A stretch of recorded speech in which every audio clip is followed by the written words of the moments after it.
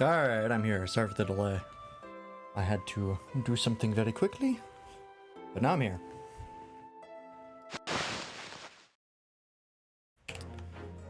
Alright. There we go. Alright, welcome back, folks. I'm wearing my glasses this time because my eyes are getting bad. So I'm going to try wearing my glasses while I stream and see how I feel. And if I don't like it, then I'll take them off.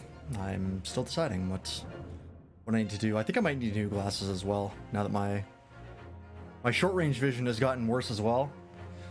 And my long-range vision has not gotten much better, so I'm starting getting to the point where, like, I might need, like, bifocals or, like, new glasses or something. Like, something that lets me, I can wear, like, every day, instead of just for driving, which is what these are. I'm also a little bit tuckered out because I just got out of the shower, and the shower... I like a nice hot shower, but it makes me very sleepy afterwards. But anyways, also my voice sounds different because there's like a tiny gap where I can have the cups of my headphones are not on my head. Anyways, all right. So last we left off, right, the author guy, whose name escapes me, is being accused of stabbing some lady in the back. And we did one cross-examination, and then the jury decided that we are guilty. So now we're doing the, whatever it's called, jury thing. Summation examination? Is that it? I think that's it. Alright, the juror's contentions. For pity's sake, that had nip on his oddity already admitted himself, didn't he? Glasses make me look big-brained. I've been told that I look good with glasses. And I think I agree. I like the way these ones look. But thank you. Oh god, what were all these characters' voices again? If he said that a woman in green collapsed before his eyes, why it can only have been the victim. The man wouldn't have gone around the houses on his way back from the bookshop, not in the winter. The poor woman was attacked from behind, was she? How dreadful. Fuck, what was your voice again? I really don't care. Can't we just wrap this up now? I got work to be doing. You, I remember. Your books, yes. Nice shop, that, but Bourbon books, no, not worth a visit. Cool, that doesn't give me a lot of information. With only minor exceptions, the reasons for finding the defendant guilty are all too clear. When the stabbing occurred, the only two people at the scene were the victim and the accused. And the accused himself has admitted to seeing the victim in her green overcoat sink to the ground before his eyes. Furthermore, we have heard from the inspector that the defendant then fled the scene.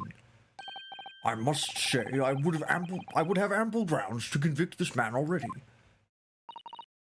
Oh dear, even the judge appears convinced of Mr. Natsume's guilt now. Why did he have to run away like that? And how are we supposed to believe in some phantom attacker that nobody could see? This is impossible. How can I possibly make a case for the defense? Mr. Naruhodo, there is no time for grumbling. Or this is no time for grumbling. If we want to force the trial to continue... Yes, I know. I have to turn the tide. I must make the jurors change their minds. Well, 4 of them at least. Exactly. You have no choice but to forge forward. You have the floor, counsel. Begin your summation examination. Yes, my lord. I had to find the judge's voice. I have to find all the voices. There's a lot of them. They get lost. I just need to keep this trial going somehow, whatever it takes.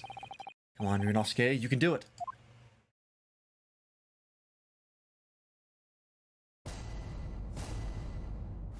Jury examination. I have a feeling I'm gonna have to press some people.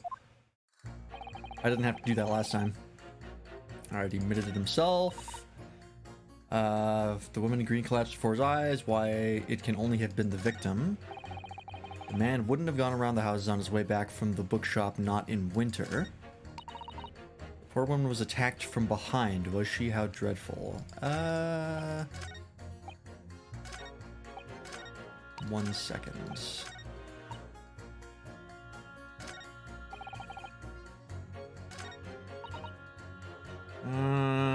Yeah, these are rough. We're gonna have to do a lot of pressing here. You're right that at the time of the incident, the defendant admits to having seen someone wearing a green overcoat walking ahead of him.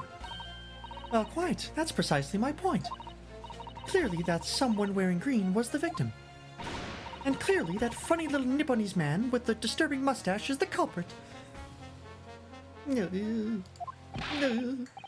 let us not forget, madam, the defendant vehemently denies attacking the woman.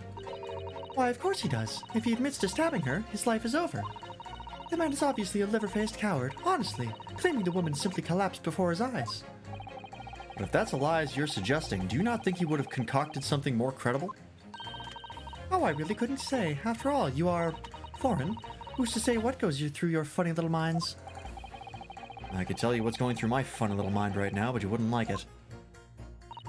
I do declare the man has already made the admission. He himself has stated that there was nobody else around. Surely the conclusion is obvious. No one else could have possibly committed this awful crime. If no one else could have done it, the accused must be the man. Really, it couldn't be more simple. Your argument is compelling in simplicity, I must admit.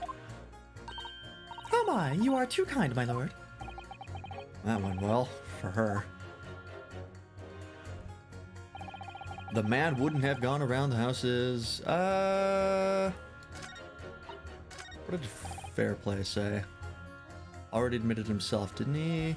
Admitted what? Be more specific.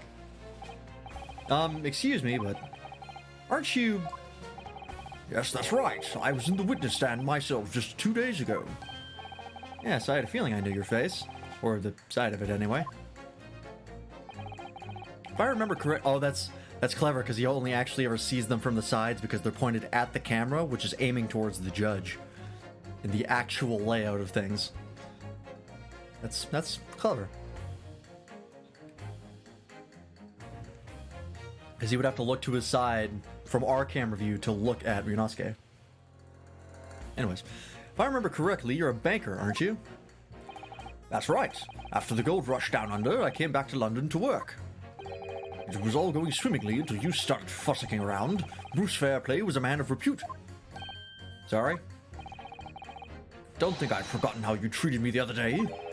You had me and that young hatter pegged as criminals. Oh, well, you know, wandered under the bridge.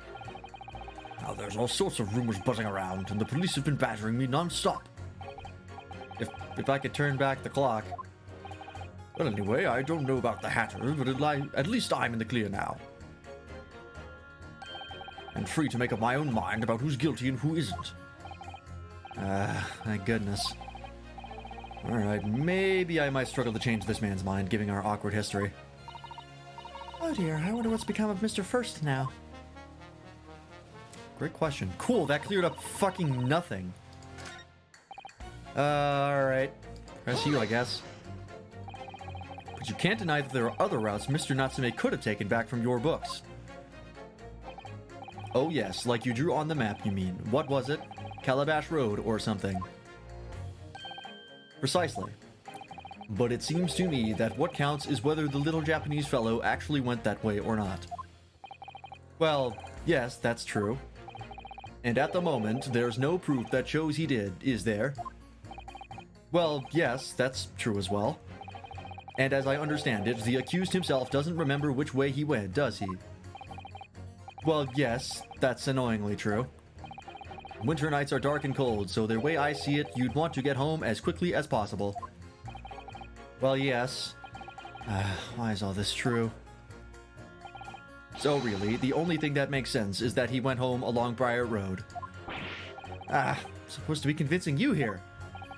I have given it a lot of thought, you know. I didn't just make up my mind on a whim that he did it. I mean, if there was some logical reason why he might have gone the Calabash Road way, it'd be different. I'd be happy to reconsider my position in that case. Honestly, I would. The reason why Soseki-san might have taken the longer way home. Yes, a good reason. I don't imagine you'll be able to sway this young man's opinion without one. Okay, I can't present evidence, I don't think. Right? That's not a thing I can do? No, I can just check the court record. Okay. Hold it! Fourth tries the charm. Whatever's the matter, young man? That's not his voice, or her voice. You're the wife of Mr. Garrett, aren't you? The landlord who rents Mr. Natsume's room. Master's wife? Where do you get your ideas, sir? I'm the maid you understand. Found it. She's keeping up that charade? This is going to be an awkward. Why didn't you mention this yesterday? That you'd been selected for the jury in this trial, I mean. Well, I was told not to mention it to anyone until the day of the trial, you see. I was in the letter I received. The instructions were very clear, so I'm afraid I had no choice. I see. Anyway, Mr. Natsume, the defendant, takes lodging in your master's house, does he? Maybe this is a kink. Maybe it's just a kink. We don't know. We don't know anything.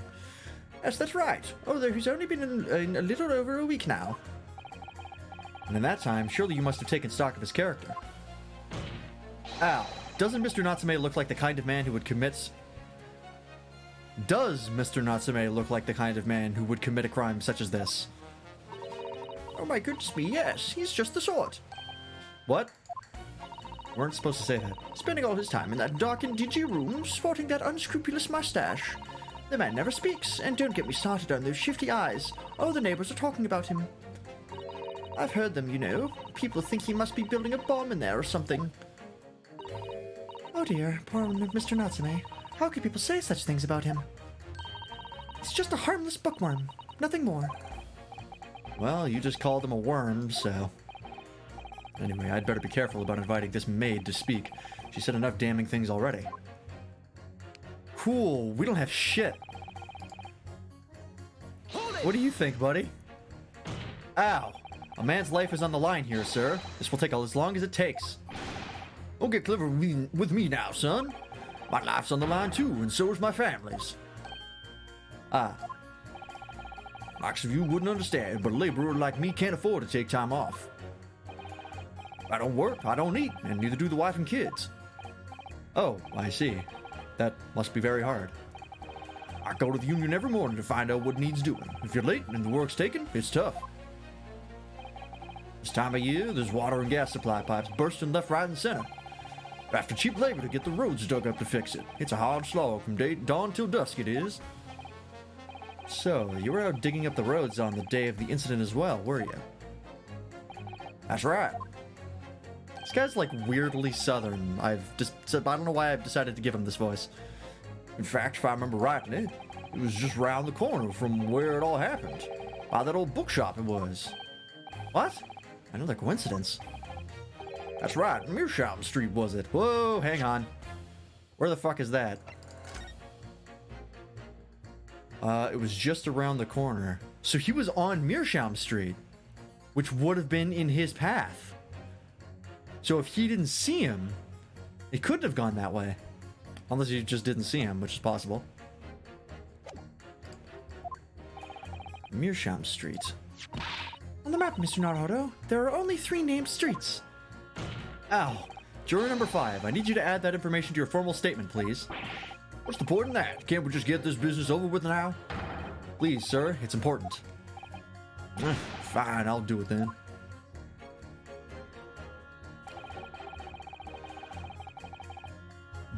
It happened, I was digging up Meerschaum Street from dawn till dusk. Okay, that's handy. Or books. Nice shop that. Burden books. Nope, not worth a visit. Hold it! Please explain. Sorry. Fold it, you say? Fold what? No. What I said was hold it. What I wanted to ask was, do you visit your books often? I like the old book that they have in there, yes. I enjoy reading them over a nice cup of old tea. That's my daily routine, you see. Same thing every day, including the day you're all talking about. And at what time did you visit your books on the day in question? Am I winning? We're making progress. Currently, all of the jurors believe my client is guilty. So it's not great. But we're getting somewhere. Well, I was picking out books in there all afternoon. It would have been just before 5 that I left. That's my daily routine, you see. Same thing every day, including the day you're all talking about. Just before 5, you say? Exactly when the victim was attacked. Are you sure about the time? Oh yes, no mistake there. I remember it well. I'm not about to forget that day in a hurry. Not after the dreadful time I had. What do you mean? While I was walking down Calabash Road when I slipped on the ice and donked my head. It's always worse after the snow stopped falling. That's when it's most slippery. Knocked myself clean out, I did. Hardly thought my number was up. Wait a minute. Let me get this straight. This happened on Calabash Road. That's right. I live in Cornpipe, you see. Heading down Calabash Road is the quickest way for me to get back from your books. Al, juror number 6, I must insist that you add that information to your formal statement. It may very well be extremely significant. Sorry. Extremely sick. No, I'm quite alright now. Unless you mean, like, Cool, in which case, yeah, I'm sick as fuck, bro! Anyways, what was that? It sends a shiver down my spine to hear the members of the jury so convinced of Mr. Natsume's guilt. But I can't help feeling that some of their opinions are rather subjective. I agree. It's the irrelevance of what some of them are saying that sends a shiver down my spine. Still, at least some of their assertions don't actually incriminate Mr. Natsume of anything. That's something. We must use that to our advantage, Mr. Naruhodo, cunningly. Yes, you're right. Let's listen to the jurors again, carefully. And if any of their assertions are at odds, I'll pit them mercilessly against each other. Yes, don't hold back. Pit them all against each other. Make them kill each other. Okay, the reason that last statement is important is because she says the only person in green, if it was someone in green who collapsed before his eyes, it could have only been the victim. But this fucking dude fucking wiped out on Calabash Street and he's wearing green right now. So I think I can pit her and him together. And his is important too, I just don't know which one to pit it up against. And wouldn't have gone around the houses on his way back from the bookshop, not in winter. But he would have if the road was being dug up. So it's him and the worker guy, the laborer guy, and then the lady and the old man. I think that's it. I'm gonna go for it. I'm gonna save. Just in case.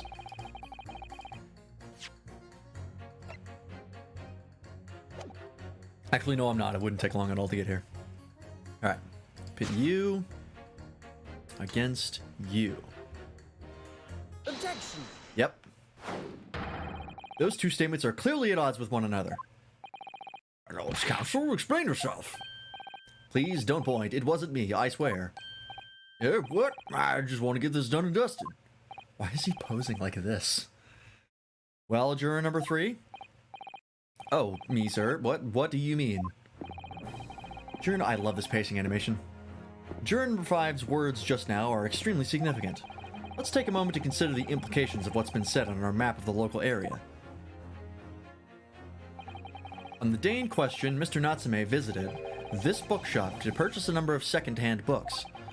And on the same day, we now know that there were works being carried out on Meerschaum Street, making it impassable. Which means that the defendant's route home could not have taken him along Meerschaum Street and down Briar Road. Oh, yes, of course. What do you think, sir? Well, yes, you can't argue with that, really, can you? Must have had a good 2 yards or more of the pavement up. Every gentleman and gentlewoman that came along had to turn back and go the other way. Ow. So the only conclusion is this. The defendant must have taken the longer route back to his lodgings. Yes, I suppose he must have. I suppose that must be right, eh? Juror number 3, you said the following. The man wouldn't have gone around the houses on his way back from the bookshop. But we see now that he had no choice. Yes. My lord, Mr. Judge, sir, if I may. Yes? Oh. I don't think in all good conscience that I can say the man's guilty now. Yes, I'd like to see this trial continue so we can get to the bottom what really happened. Blah, blah, blah. That's one. What about you, sir? Yeah, who, me? Well, all right then. If there's a hole in the prosecution's argument, it should be filled in. That's what I say. Because that's what I do. I'm a road worker. Do you get the pun? I can explain it for you if you like. Oh, well done, Mr. Naruhodo. That was wonderful. Well, we've managed to change a couple of minds at least. It's strengthened our position somewhat. Yes, and it will prompt the other members of the jury to reconsider their stance as well. They'll be asking themselves if their current leanings are really right or not. Now, if we could just identify one more clue or discrepancy that would make them stop doubting Mr. Natsume, we might be able to tip the balance completely. Dude looks like a me? He does. That's very accurate. Yes, that's exactly what we've got to do. Van Zeeks is looking to bring this trial to an early conclusion. That's what we have to prevent, by whatever means we have at our disposal. Thank you, counsel. On with the summation examination, please. Yes, my lord. Next. You. And you. Objection! Those two statements clearly show a flaw in the juror's reasoning. A flaw? What are you talking about, counsel? Well, juror number 2, juror number 6. Why, whatever do you mean, sir? I think perhaps the old man didn't hear you. Unbelievable. It's not like I was loud or anything. There's at least one fact of which we can be sure here. The bookshop receipt found in the defendant's room clearly indicates that on the day of the attack, he had been to your books and purchased a number of second-hand titles. He then returned home on foot. But the man says he has no recollection of his return journey. That's correct.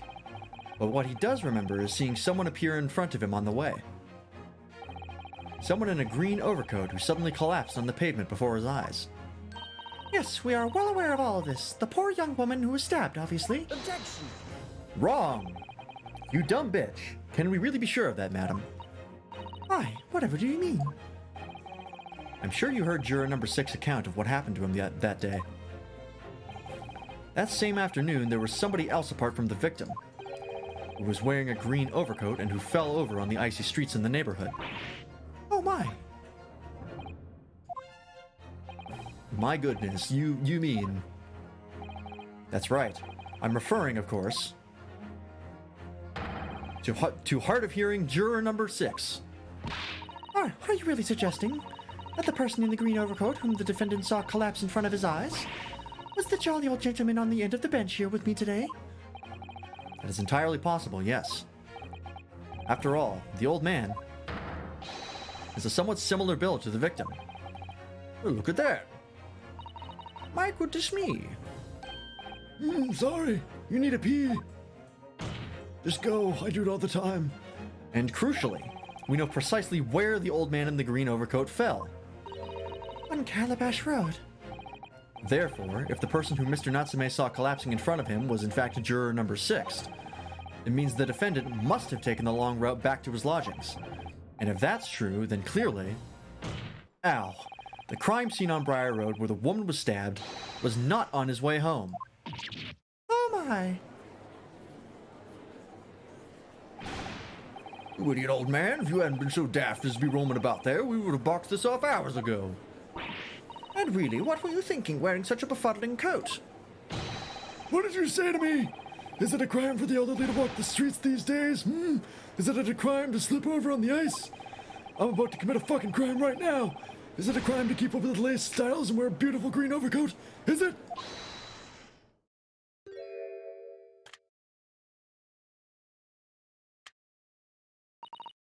My lord, I do hope it won't cause any inconvenience, but... Would like to change your leaning, I presume? I do declare that I would. I should like to call for a verdict of not guilty. Thank you. And I would too. What? Is it a crime to change your mind? Is it? Well, I did it first. Fuck you.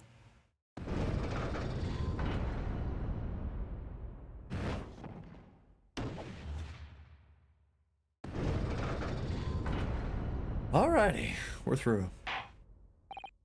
Well, that summation examination is concluded with a rather large shift in opinion. The eyes, 2. The nose, 4. So the nose have it. Not guilty, they say. Which means we no longer have a consensus among the members of the jury. The trial will continue. Objection! Fuck off. Oh, I need a drink. Oh, that's much better. Ow. Could it seem churlish of me to drink from my hallowed chalice moments after raising an objection, only to crush it in disgust? Pray, forgive the discourtesy.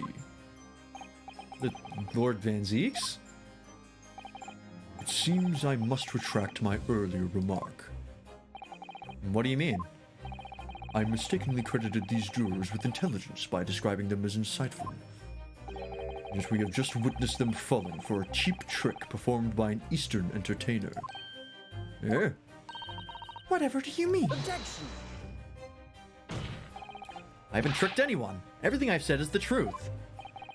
Indeed, stalwart juror number 5 was undoubtedly repairing the road, as he claims. I believe you said it was a good 2 yards of the pavement which you had excavated, sir. That's right. Took me a whole day, and they paid me a measly tuppence for it. Now, my learned Nipponese friend, tell me, do you have any notion of the distance that 2 yards represents? Well, if I'm honest, I don't have a clue, no. 2 yards is a little less than 2 meters. Less than 2 meters? That's not much at all. In other words, a distance readily vaulted by anyone of moderate vigor. Would you not agree, my stalwart friend? Me? Well, I can't see you wrong, no. What? And did you perchance erect a sign to prevent pedestrians from passing the site of your works? I wouldn't dream of it. What a waste of time. No coaches would have had a hope of passing anyway, and we just turned any gentlefolk back when they came. Kids just jump right over us all the time. The accused is no gentleman, as far as I can see. I have little doubt, however, that he could spring over a 2-yard trench in his meanderings around town. 2 meters is not insignificant. That's a meter, like a foot, 2 feet, 3 feet's about this wide. So like 2 of those, that's like a full arm span, longer than my arms can go. That's a pretty decent distance to jump. I wouldn't jump that. That's a little dicey. Is that true? Is it? The incontrovertible truth is that the books just purchased by the accused were found at the scene. There can be no doubt that on his way back to his lodgings, Mr. Natsume walked down Briar Road. Crushed in a single sentence. And, old man. Old man, you can talk. You say that around 5 o'clock on the day in question, you slipped and fell on Calabash Road. Pray, was there a suspicious-looking Nipponese behind you at the time? Oh, I can't say as I remember. You don't remember? How about a wager, my learned friend? You say it was this old man that the accused saw. But I would lay 1,000 to 1 against you being able to prove it.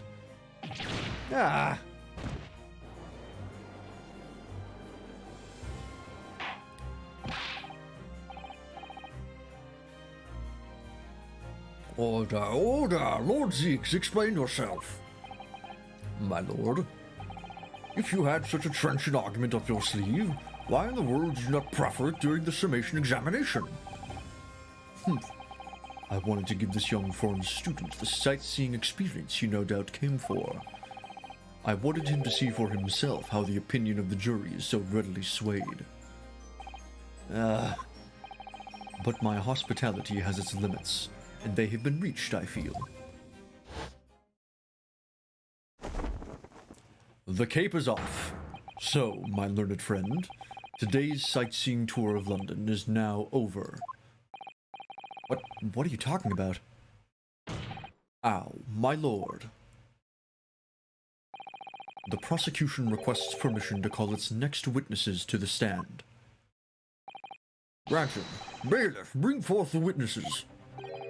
It's next witnesses? Mr. Naruhodo, do you not remember? You've been told on several occasions that there were eyewitnesses to the incident. Yes, I remember. One of them being a Scotland Yard policeman, no less. I'm afraid that's likely to be the prosecution's next witness. Alright, no matter who Van Seeks brings to the stand as his witnesses, and no matter what they say, I believe in Soseki-san. I know he's innocent. And I'll keep believing to the very end, until this battle is over. Alright, who do I have to voice now? Oh my god.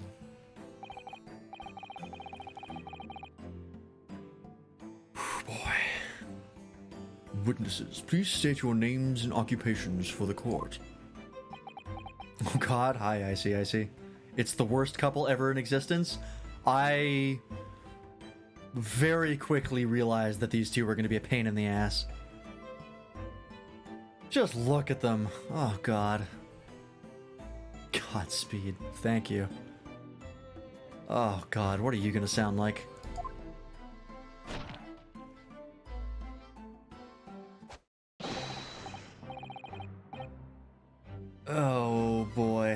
He's speaking phonetically. Oh, what is this track? Oh god, this is gonna be a fucking clown show. Constable Roily Beat, sir. Nothing to report on the street, sir.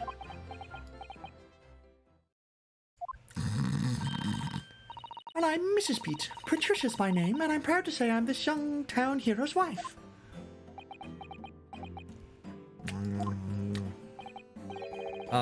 What's the story here? Accents are great. Thanks, I try. Well, in truth, we've not been married long. In fact, we celebrated our first anniversary only the other day. German accent. No, it was your husband I was asking about. He seems tired. Hardly surprising. Whilst being an honorable occupation, patrolling the beat is the most demanding work in the world.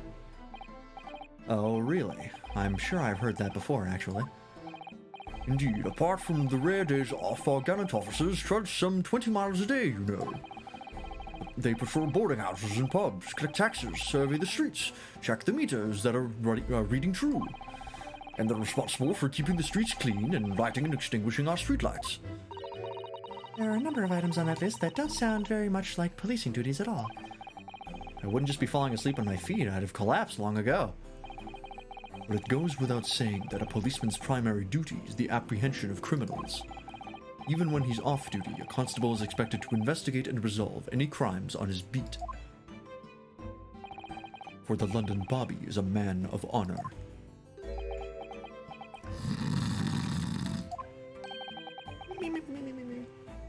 And a man of slumber. On the day in question, this man and his wife were walking down Briar Road in the opposite direction, and they witnessed the incident as it occurred. Is that not correct, Mr. and Mrs. Beats? That's right, sir. Isn't it Rolly? Rolly? How was my husband's name pronounced? Constable Roily Beat, sir. Nothing to report on the street, sir. What a great witness he's going to be. Very good. I'd like to hear your formal testimonies now, please. You will tell the court exactly what you saw on the day, on the afternoon of the incident. Yes, sir. Can we get him like a chair or something? Anything? What the witnesses saw. It was our wedding anniversary, and Rolly was taking me out for a meal. There was no time to change after work. Anyway, two silhouettes appeared out of the fog on the pavement in front of us. All of a sudden, one of them just collapsed on the floor. Then the other scattered something before running off. We went straight over, of course, and then went for help at the nearby police box. It was definitely that Japanese man on the dock. Rolly and I both saw him as clear as day. Well, this is extremely compelling testimony, I must say. Oh dear, his policeman and his wife are claiming to have positively identified Mr. Natsume at the scene. If their testimony is true, the alternative course of events that you established in the summation examination will be quashed. It's death knell, in fact, because that alternative was never viable in the first place. Why is there a plus symbol in that message? That's weird. What an unfortunate bechancing, and on your wedding anniversary, too. Oh, I know. But I still managed to go out for the evening with my man. I thank the Lord for that. Gosh, the life of a London Bobby sounds very hard indeed.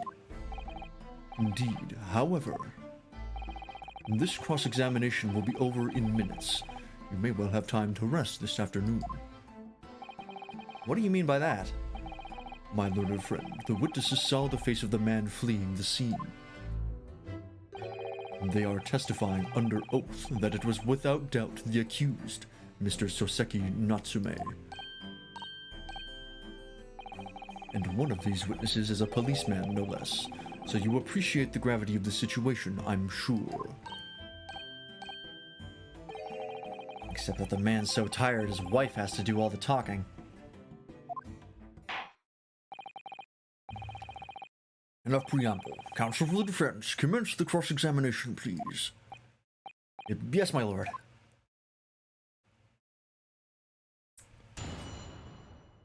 Oh boy.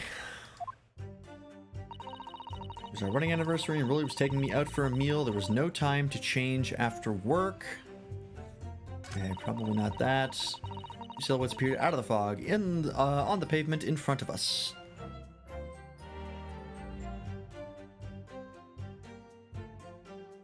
Okay. All of a sudden, one of them just collapsed on the floor, then the other scattered something before running off. Straight over, of course, and then went for help at a nearby police box. It's definitely that Japanese man at the dock. Rolly and I both saw him clear as day.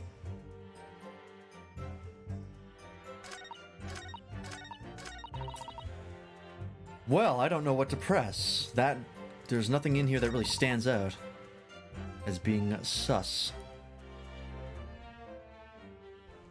Guess we'll just start from the top. Hold it! No time to change after work, you say. Are you also a member of the police, Mrs. Bees? Oh no, sadly not. It's a job for strapping young men only. Women, children, and the elderly can't even apply. Well, I think you can probably see why children and the elderly can't do the job, can't you? I think Rolly looks ever so handsome in his uniform. It suits you down to the ground, doesn't it, darling?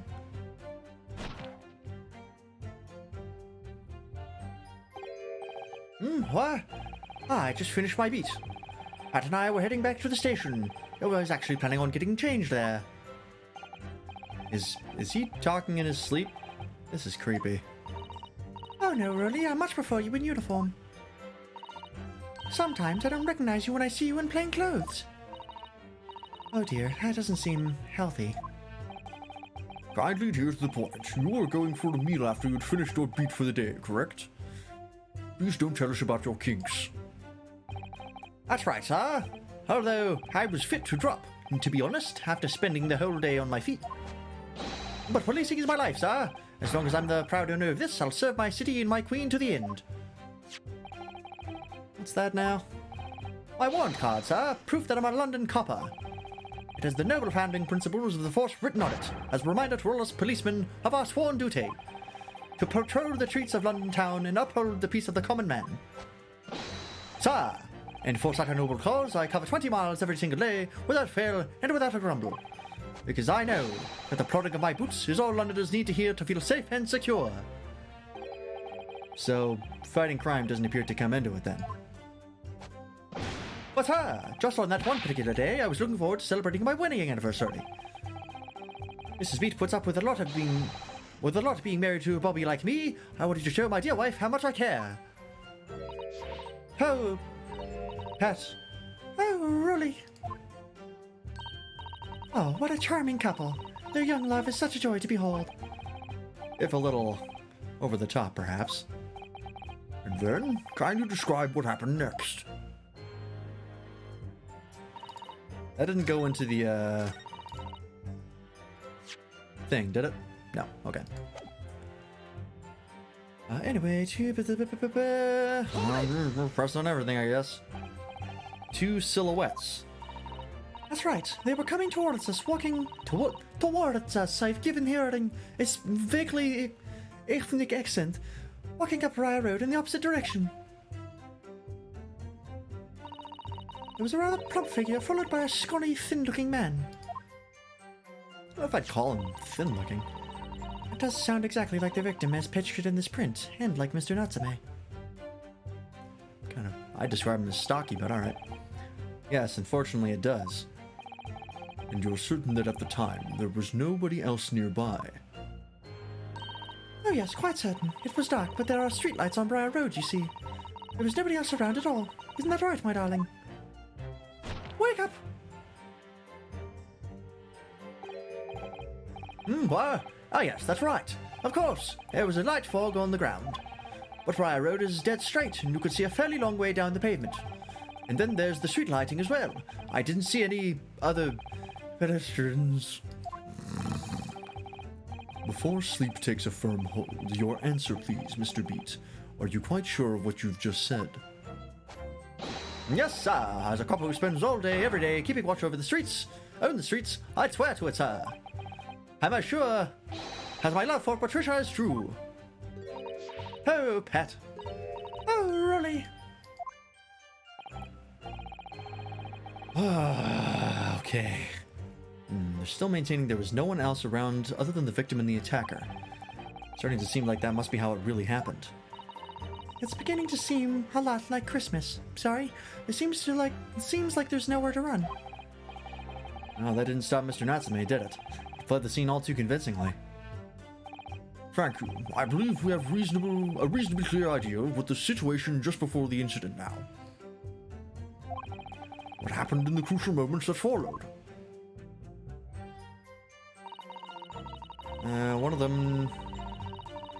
Wait, which one collapsed and which one scattered something? Why are you vague like that? Hold it! Scattered something. What do you mean by that? Oh well, I couldn't quite make out what it was at the time. But then we got closer and we realized what it was. Didn't we, darling? Wake up!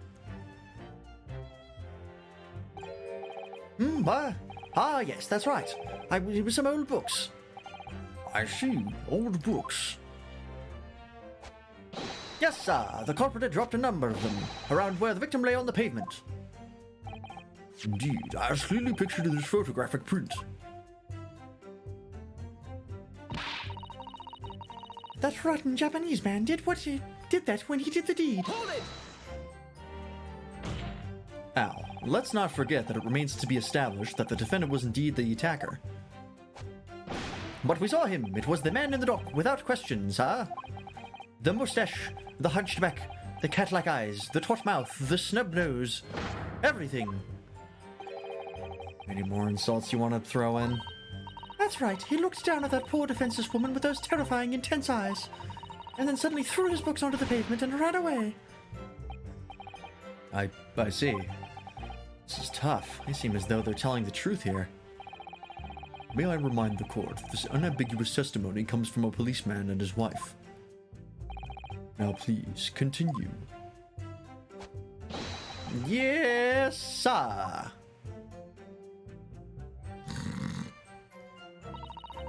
Straight over.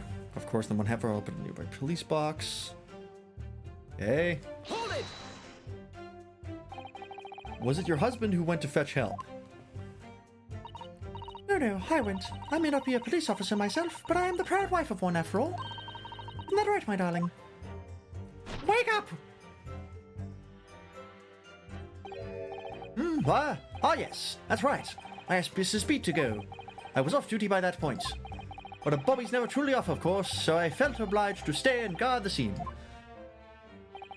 Very laudable, Mr. Beat, preserving the scene of... Nope.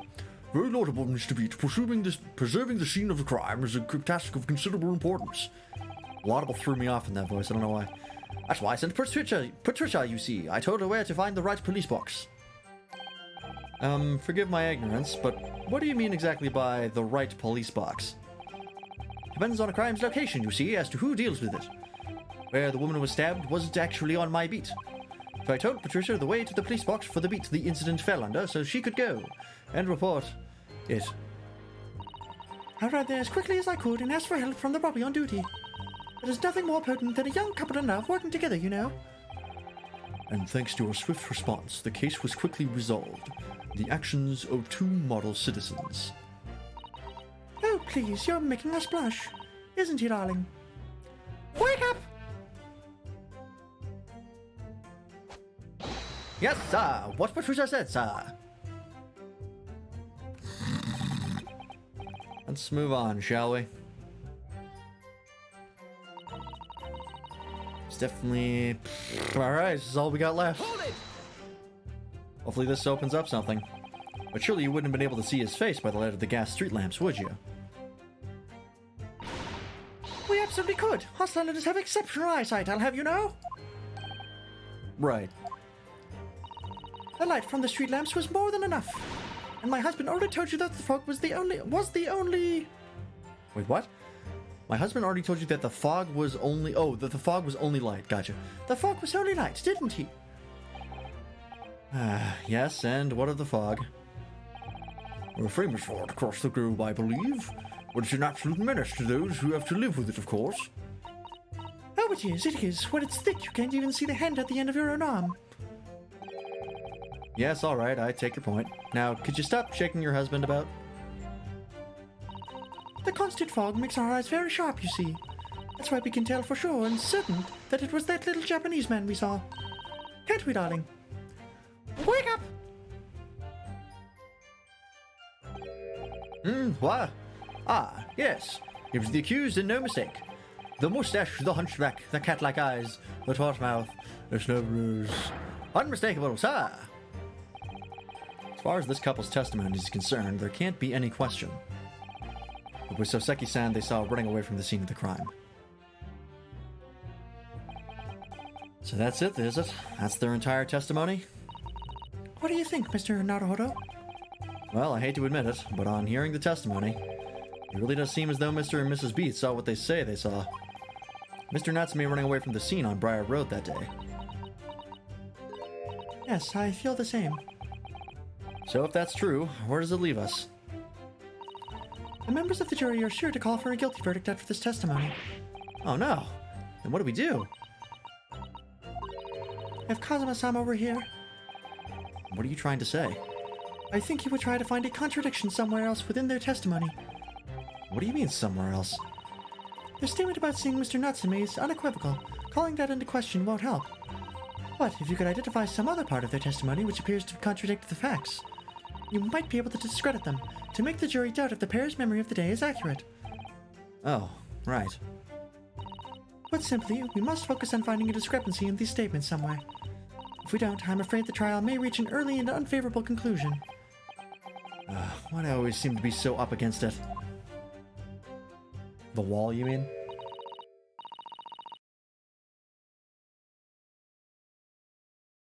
What's happening? Mr. Loa, sir, can I ask you something? Oh, yes, of course. What is it? Well, you keep asking us all these questions about everything we've told you, so... It seems like you don't believe our testimony. Is that right? Is that it? Well, out with it. Come over here, I'll fucking kill you with my husband. What? No. Oh, no, it's really not that at all. My husband's a policeman, remember? And I know what I saw. I remember every last detail, everything, like... Oh, I know. Well, what about the books the man dropped? I could tell you the names of every single one, I could. Every single one.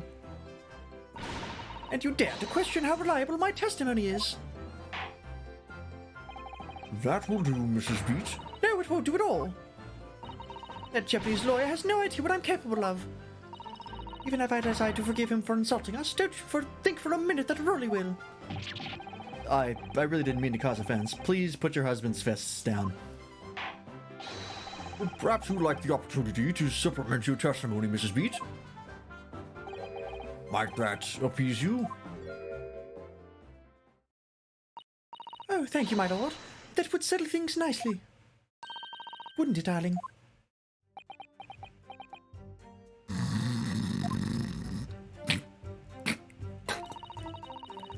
You didn't tell you the names of the 4 books you You dumb bitch.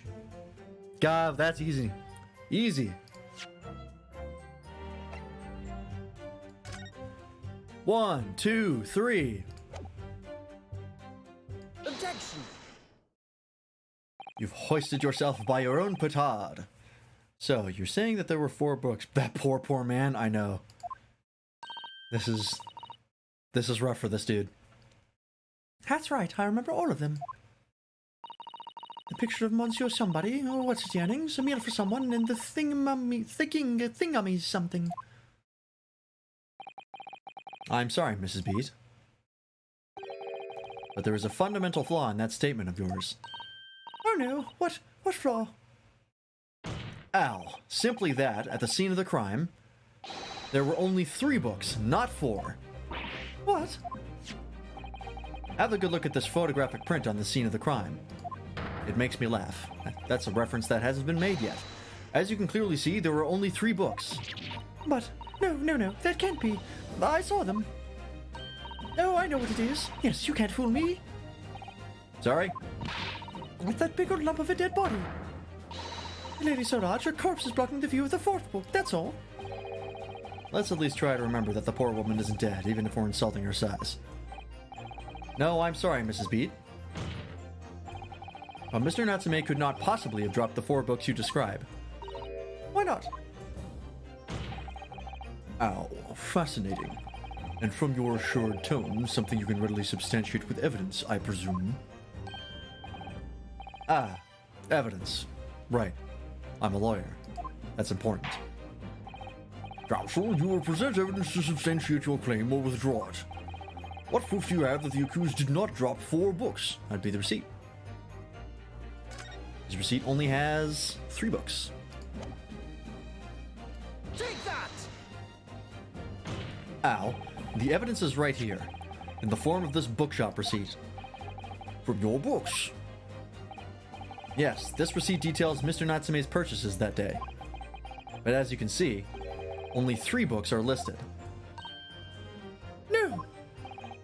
Therefore, Mr. Natsume would only have dropped the 3 books, at the scene of the crime. Which means that your powers of observation, madam, cannot be relied upon. Okay. So it cannot be denied that though you say it was the defendant you saw, you could very well be mistaken. Oh no. Oh no. Oh no. Oh no. No! Objection!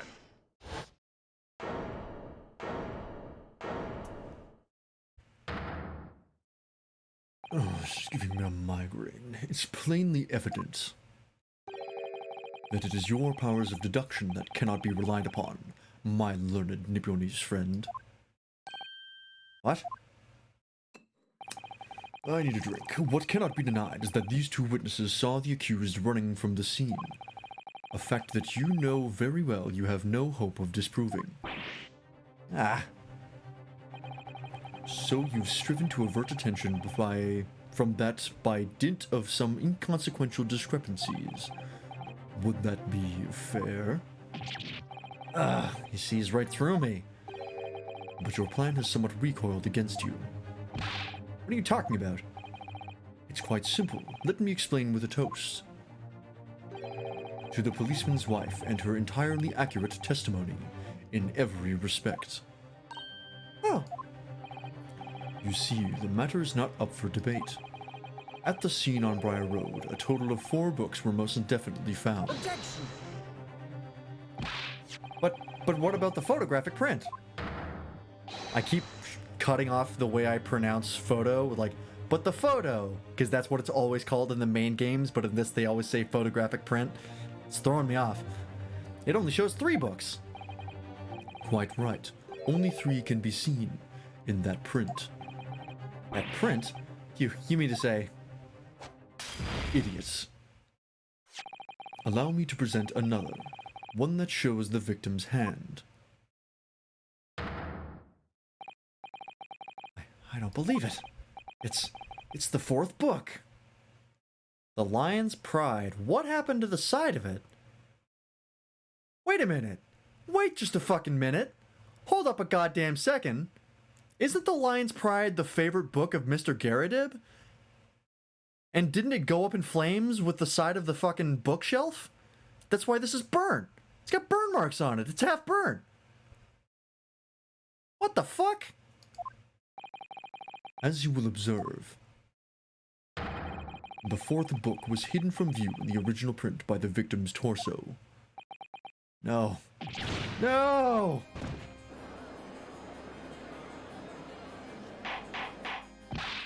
Order, order! There, you see? Look at that. Look. Yes. It's just like I said, isn't it, my darling? Yes, sir. Patricia's always right, sir. Let us study the receipt for the books purchased by the accused on the day in question. Mrs. Beat, the titles once again, if you please. Oh yes, of course. The picture of Monsieur somebody or other. The picture of Monsieur Lecoq. What's it, yearnings? Canterbury Yearnings. A meal for someone. A meal for Gaboriau, in fact. As the court has just heard, the witness remembers the book's titles flawlessly, save for a few minor details. Mrs. Beat's powers of recollection can only be described as exceptional. Wake up! Did you hear that, Rolly? The gentleman paid me a compliment. Yes, sir. Flawless, sir. Patricia's flawless. But there are only 3 books on the receipt. And Mrs. B mentioned 4. There's nothing surprising about that. Clearly, the fourth book is that which is shown in this photographic print. I'm sorry, Counsel, but does that not seem odd? Why should the fourth book be omitted from the receipt? It's not odd at all, my lord. As the photograph clearly shows, the fourth book was found in the victim's clutches. In other words, it belongs to the victim. The victim was holding her own book. I wonder, what became of that fourth book? Obviously, it wasn't overlooked by the investigating officers at Scotland Yard. I have it here as evidence. We'll submit that in the aforementioned photographic print to the court, please, Counsel. My pleasure, my lord. Shit. And the book. Let's take a look at that real fast. The prosecution rests.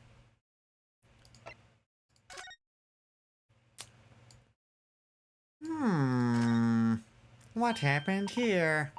Oh, look at this. The book has been badly burned. Right, you'd never be able to read it in this state. Especially not the latter pages. What a terrible waste.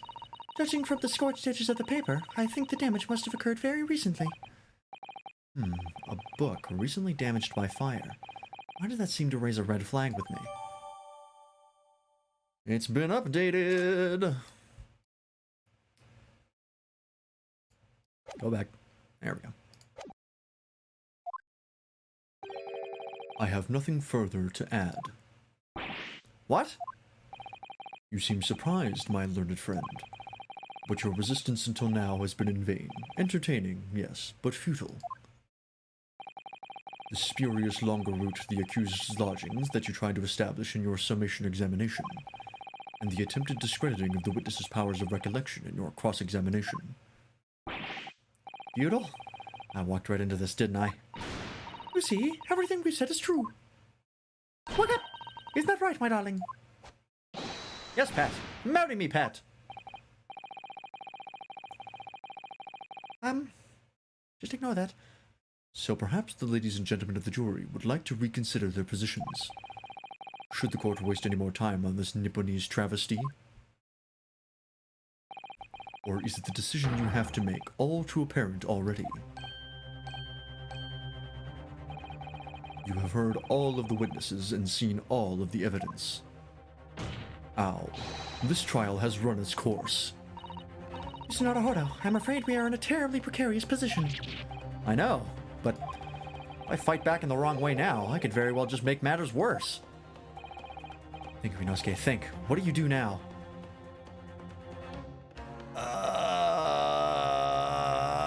I don't have any grounds for objection, I don't think?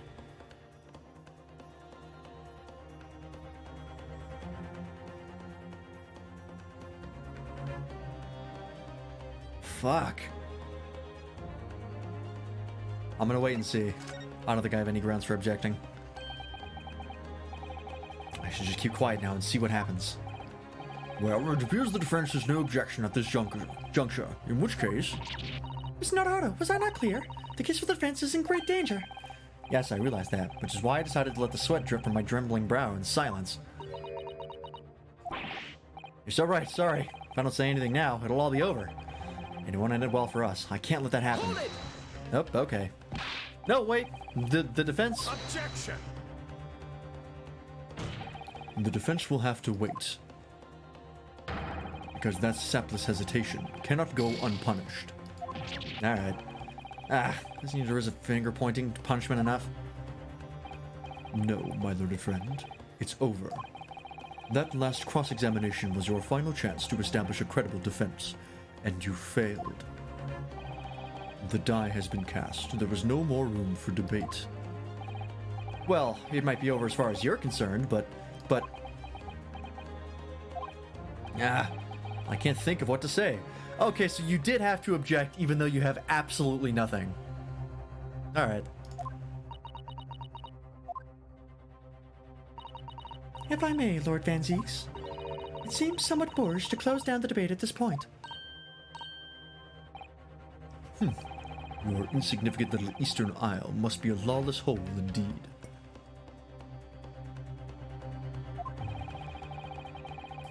For a lowly judicial assistant to have the audacity to intervene at a moment like this. Oh, I am, to my shame, still a very inexperienced lawyer.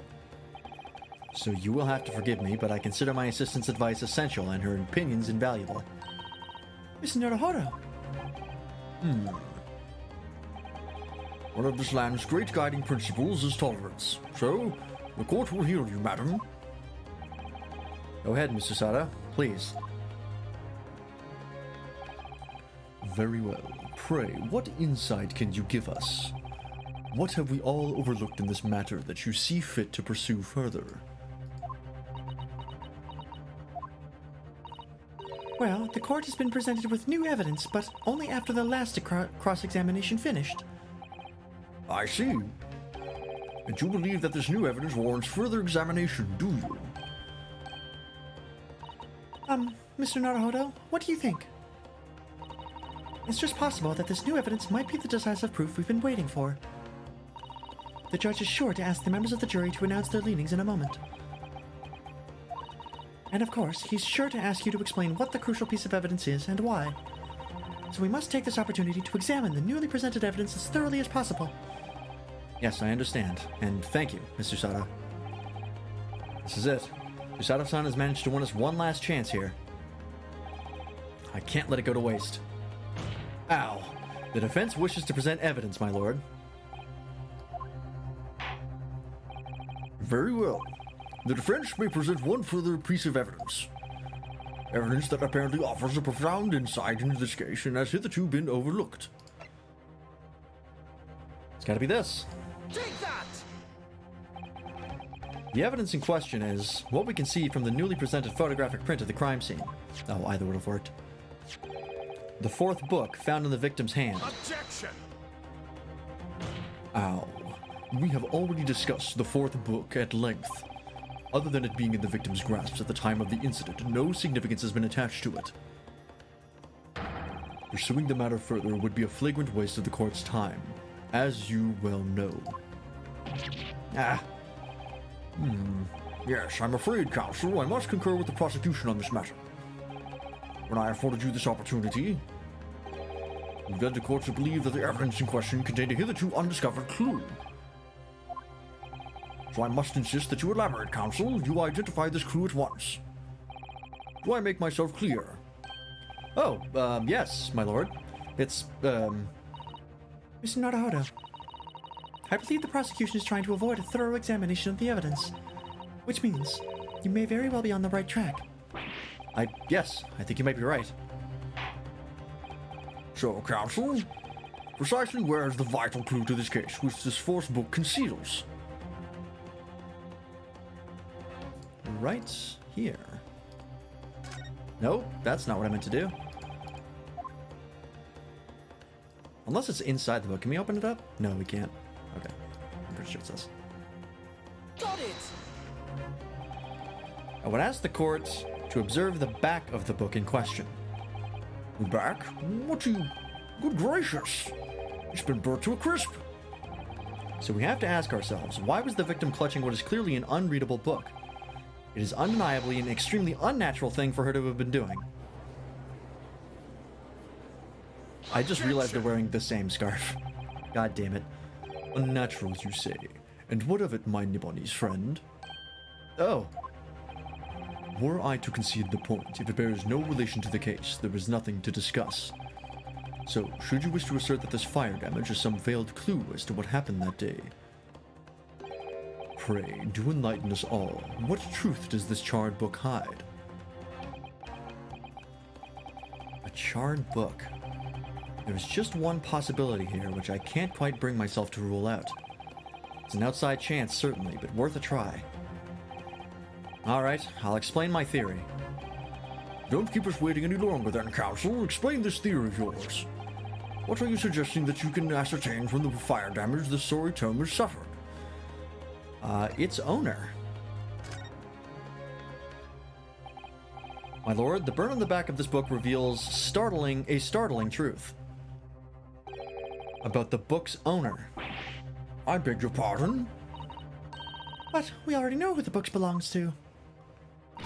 The victim was gripping it in her hand as she fell to the floor, after all. It's obviously hers. The question of how this book came to be in the victim's hand is yet to be answered. However, as to the questions of who the book really belongs to and where it originated, the defense has very credible answers. Gracious, how can you possibly? Very well, I'll play along with this futile attempt to delay your inevitable demise. But do remember, the members of the jury may well burn you if your little gamble goes awry. You've seen them fling fireballs before. It doesn't have to go to the scales, they can just throw that shit at you. They are allowed to do that. Counsel, the defense's response here is very unlikely to influence the final outcome of this trial.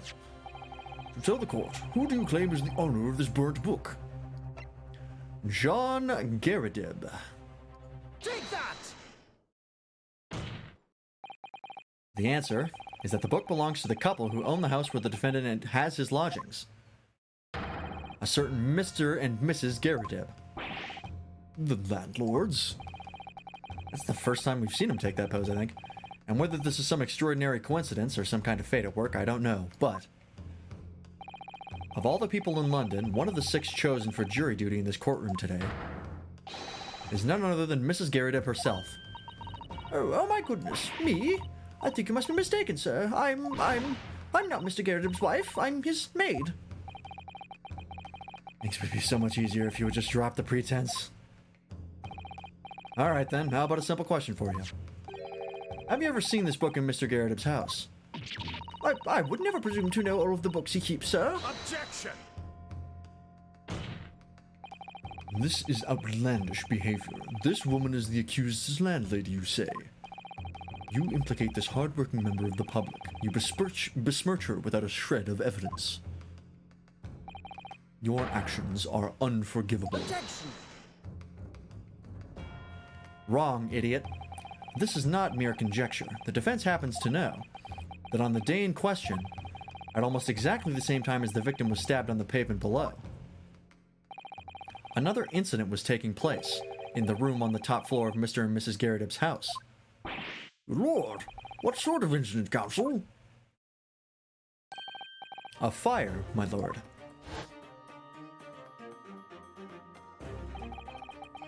Fucking what was this dude's voice again? Afraid to say it was. Happened to the blink of an eye, you know. The whole place filled with smoke. Couldn't see a bolly thing. Didn't take long for the fire to spread, of course. The bolly furniture started going up as well. Worst of it is, I lost my favorite. We'll call it the Lion's Pride. Oh my god, that's a JoJo pose. That's from part 2. It's a famous one. It's close, it's not exact, but it's the one where he goes like this. It's a very famous pose. It's gotten plagiarized to shit. The Lion's Pride. Why so? The very same title was the subject of this debate. Oh, dear me. Objection! This is risible. All you've told the court is that a book by the same name was involved in a fire, in which case it would be reasonable to assume that it was burnt to ashes, and entirely unreasonable to infer that it magically removed itself to the scene of the crime. Perhaps it would make more sense if I told you that the cause of the fire was marital discord. Without going into details, it appears that Mrs. Garadib was considerably enraged. Apparently, she continued to attack Mr. Garadib even amid the flames. Oh, how awful. I can't even imagine being so horrid to the one you love. Can you, Ollie? Absolutely not, sir. My Patricia would never raise a finger against me, sir. She will only choke me to death, but I like it, because it's my kink. It turns me on. Handle my favorite little nubbles in that case. As soon as the fire got hold of them, that was it. Whoosh! Up in smoke. And the wife started hurling things at me. There was I, back up against the window under heavy enemy fire, incendiary books incoming 10 to the dozen.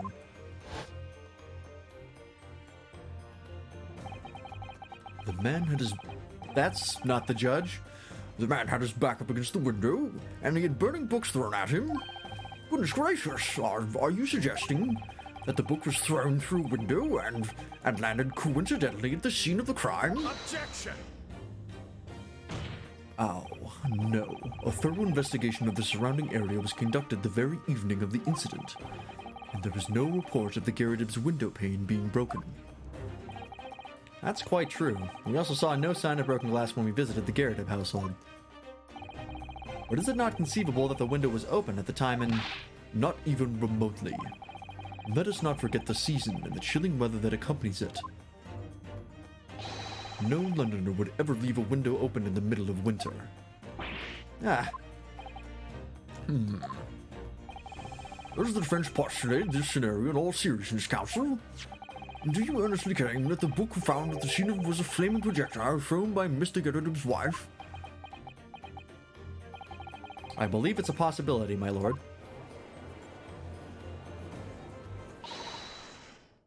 Well, that's quiet enough. It's me, Lotta Hart. Oh, God. Well, I hope that everyone can see you for what you are now, you little foreign trickster. You call yourself a lawyer, but you're just a coward. A mean coward. Really? Claiming that our little tiff set the whole neighborhood alight, honestly. Implying that I'm merely posing as a maid for appearance's sake. How could you? It's nothing to do with this beastly case, not any of it. All you've done is sully our family's name. No, I assure you, that was never my intention. Dragging an upstanding citizen's name through the mud simply to divert attention from your failing defense. I should box your ears, that's what I should do. It's utterly unforgivable. Too right. Here we go.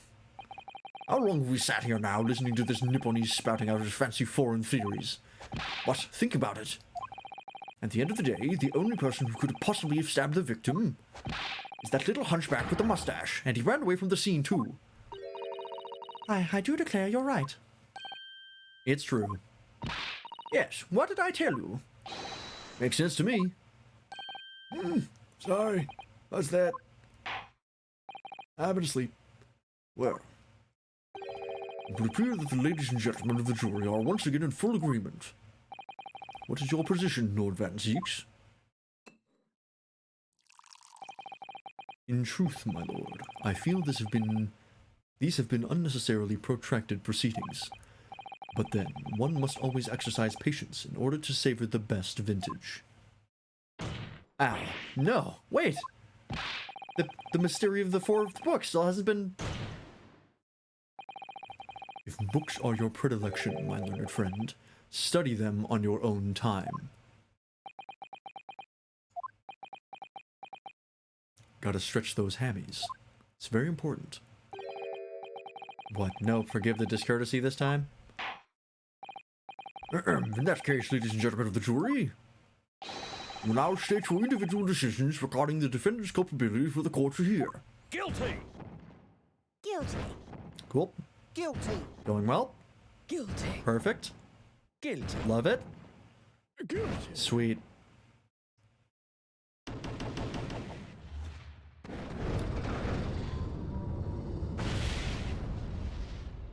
Here we go again.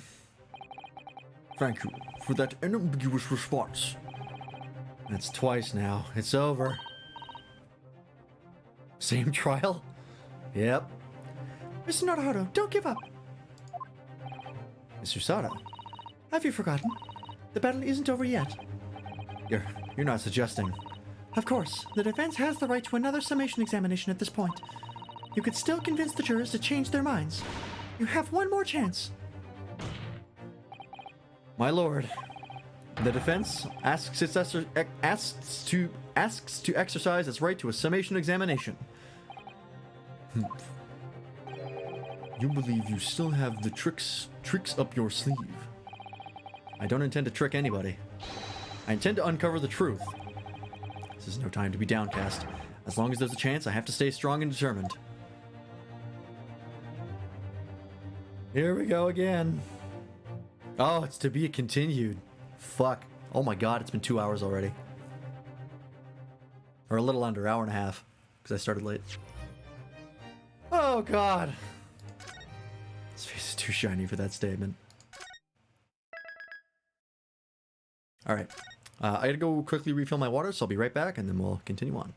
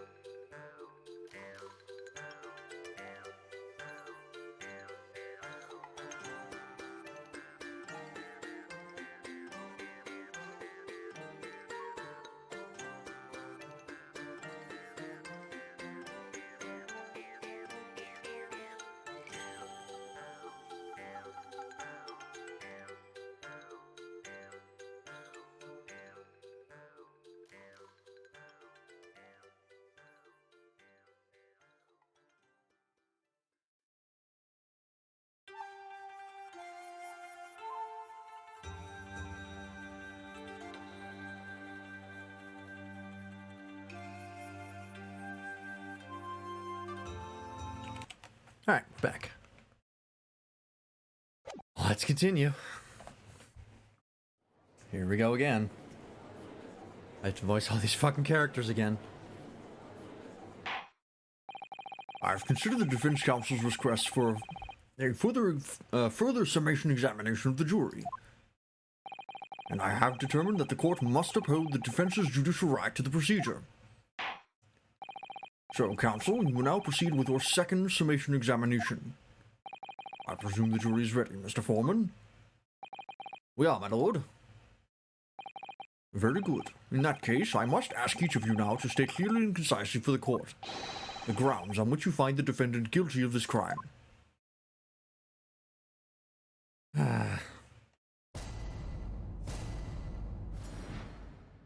Let's see. The accused left behind evidence at the scene, didn't he? There's 3 books of his. If there was some novel alternative explanation about how the victim was stabbed, I might reconsider. Even if the woman was throwing books, it can't be related to this crime if the window was closed, can it? Dearie me, it was only a little book, hardly life-threatening, even with a direct hit. Look, guys, want to get this over with. If I don't bring my home some pay tonight, I'll be in a tiny bit of trouble. Come to think of it, we had a fire at our home a little while ago. They gave me the sneezes. Wow. You didn't even state why you're calling him guilty. Considerably more tangible arguments. Eat my ass. You fucking kidding me? 2 guys didn't even say anything. The guy just like, I would like to leave, so he's guilty. Juror number 6 was just like, we had a fire. Ain't that crazy?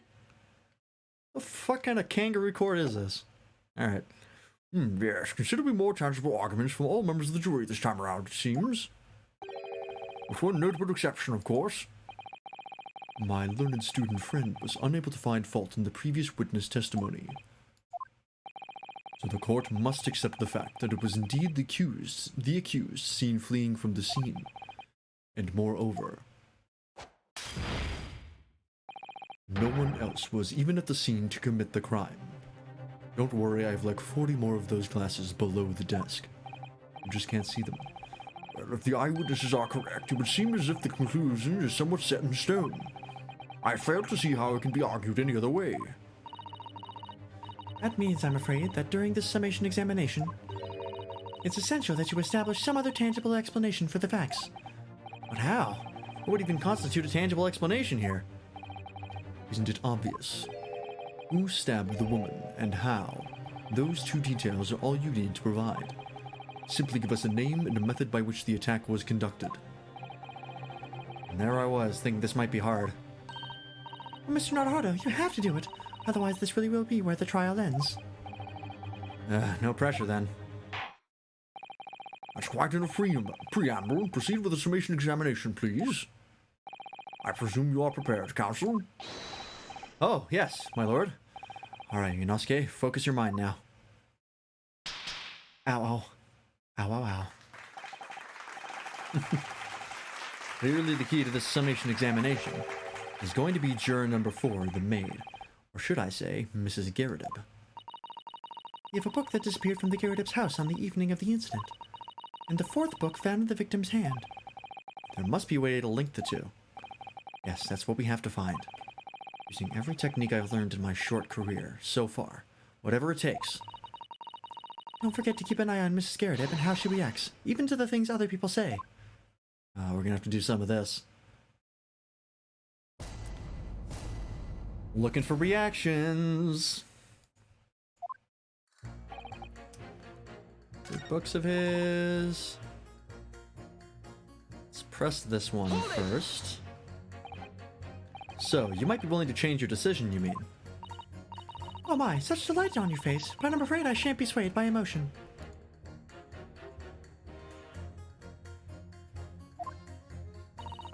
Despite what you may think of me, I'm a very modern metropolitan and rational woman. That's great. If one reads the morning papers, it's all forgotten by tea time, isn't it? So why read them in the first place? You see, modern, metropolitan, and rational thinking, wouldn't you say? I can't read. And not at all extreme. As I see it, an overwhelmingly suspicious Japanese man has been implicated by overwhelmingly strong testimony. So despite one or two minor puzzlements, I do declare that the man is overwhelmingly guilty. Modern, metropolitan, and rational logic, wouldn't you say? Overwhelmingly. But us modern gals are always delighted to embrace new fads, you know. So I'd be only be too happy to consider an exciting new theory if you could come up with one. I'd be happy to do that too, if only I could. Let's do our very best not to disappoint the modern and metropolitan young lady. Right. I'm glad you admitted rational there. I come equipped with my own clown makeup. It's very handy.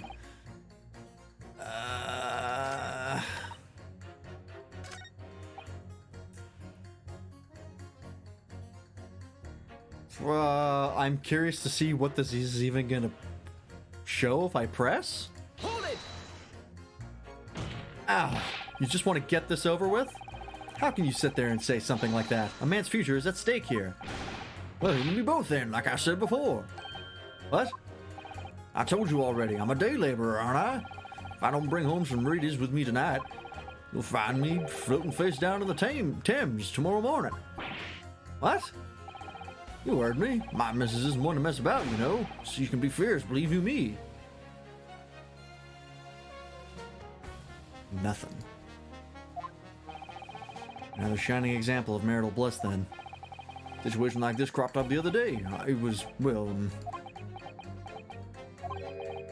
you know, it's funny, but I can't quite remember. Sorry? It was too frightening, that's the thing. I must have blocked it out. Helpful. I wonder if Mr. Beat will ever be dragged into the Thames by his scarf. Don't even go there, Mrs. Sada. There must be some way to jog his memory about this.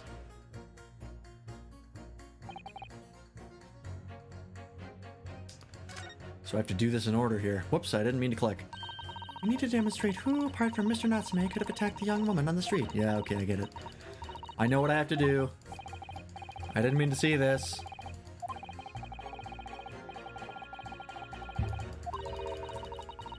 To pit them against each other. Yeah, I know how this works. Thank you. Thank you.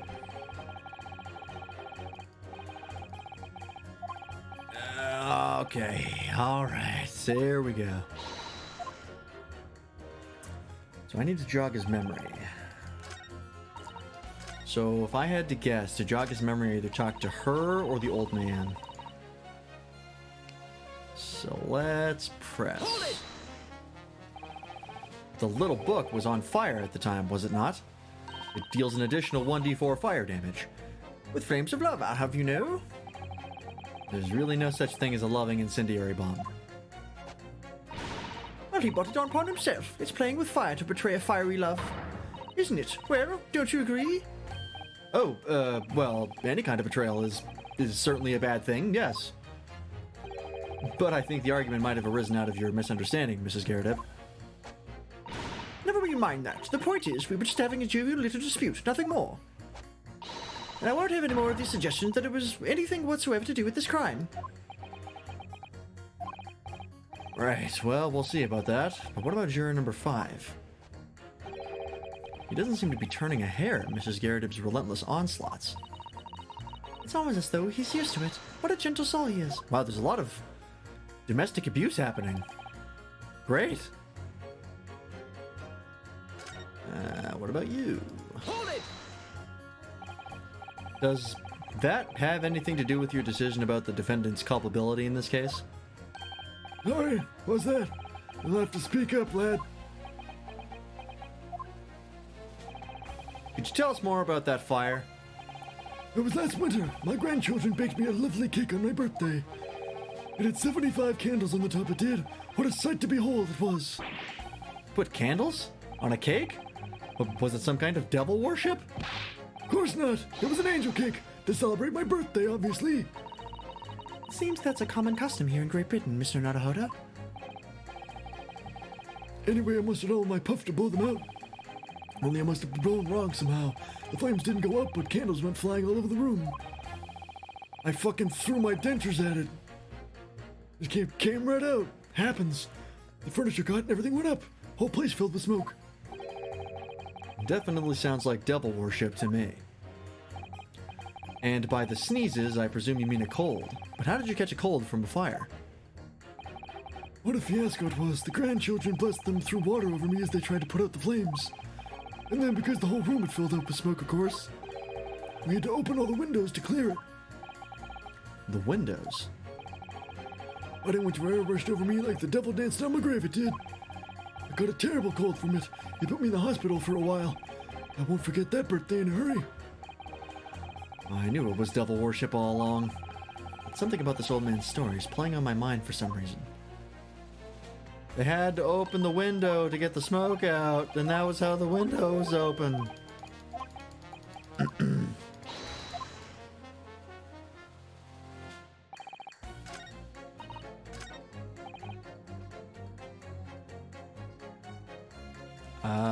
So it's gonna be him versus this dude. Yeah, here we go. Winter house fires at ire. You have to open the windows to clear the smoke. It's when the chill gets you. Okay, starting to deal with this guy. He's still a problem. The only people I haven't pressed are this dude and the other dude.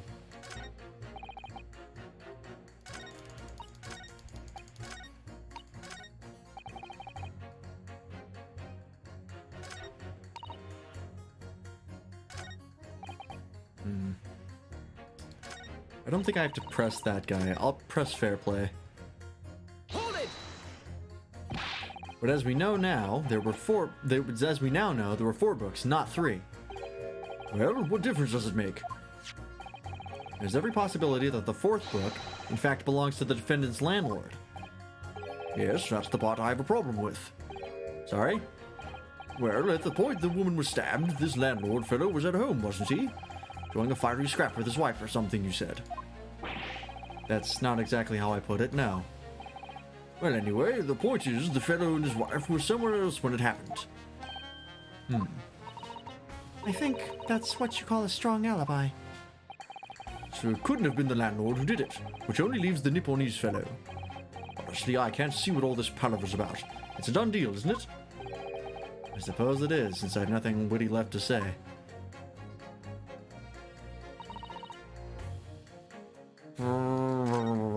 Okay. Guess it's on you. What about the possibility that the window was open? What about it? I mean, there's just no way it could have been. How can you be so sure? The prosecutor fellow over there said it earlier, didn't he? Winters in London are no joke. You don't want to invite that sort of cold indoors. No, so no, that window wasn't open. Us Londoners like sitting by the fire and staying warm, see? But you couldn't categorically state that the window wasn't open, could you? It just wasn't. They wouldn't have opened it. Then what's the point in even having windows, huh? Counsel, you will kindly refrain from childish bickering. Oh, sorry. Somehow I need to show there's an undeniable possibility that the window was open. Because this young man isn't going to budge otherwise. Okay. Well, maybe I have to pit these two together first. And then something will open up. This dude and this dude. Objection! Those two jurors' statements clearly contradict one another. They do? How exactly, counsel? Don't pit at me again. I told you, it wasn't me. What's that you say? Speak up, lad, speak up. Juror number 3, do you see? Oh, me? See what, sir? Did you hear juror number 6's account of his birthday celebrations last year? It seems, despite being a Londoner, he once opened his windows in the middle of winter. Well, yes, of course, because it was an emergency. I mean, obviously, if the room was filled with smoke from my fire, then you would be mad not to open the... malfunctioning. Oh. Exactly. On the day in question, at the time of the incident, there was a fire in the Garrideb household. And Mr. Garrideb had the following to say about it. The whole place filled with smoke. Oh my. Oh my hat.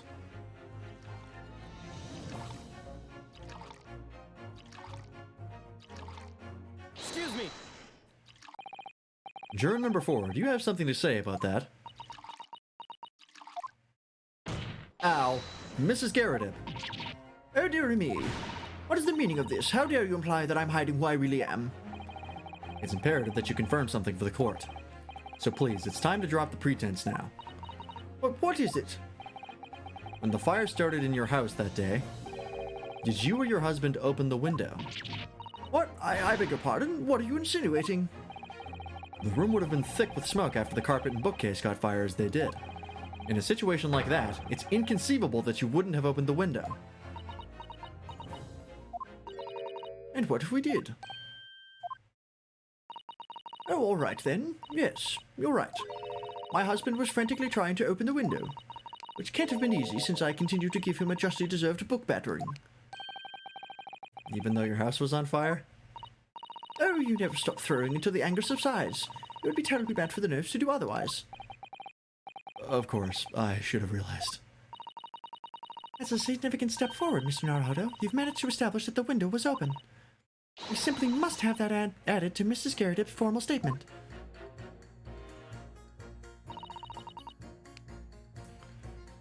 Time, I clearly forgotten, but it's 2. The window could have been open when the woman was throwing books. I mean, it's definitely a possibility. The window was open. Okay. Let's press her now that her statement has changed. The 4th book found at the scene of the crime shows very obvious signs of fire damage. And the title of the book is The Lion's Pride. The same title, in fact, as the book that Mr. Garrett had told us he had been reading. Well, I really couldn't say. On the day in question, did you or did you not throw at your husband the copy of The Lion's Pride that he had been reading?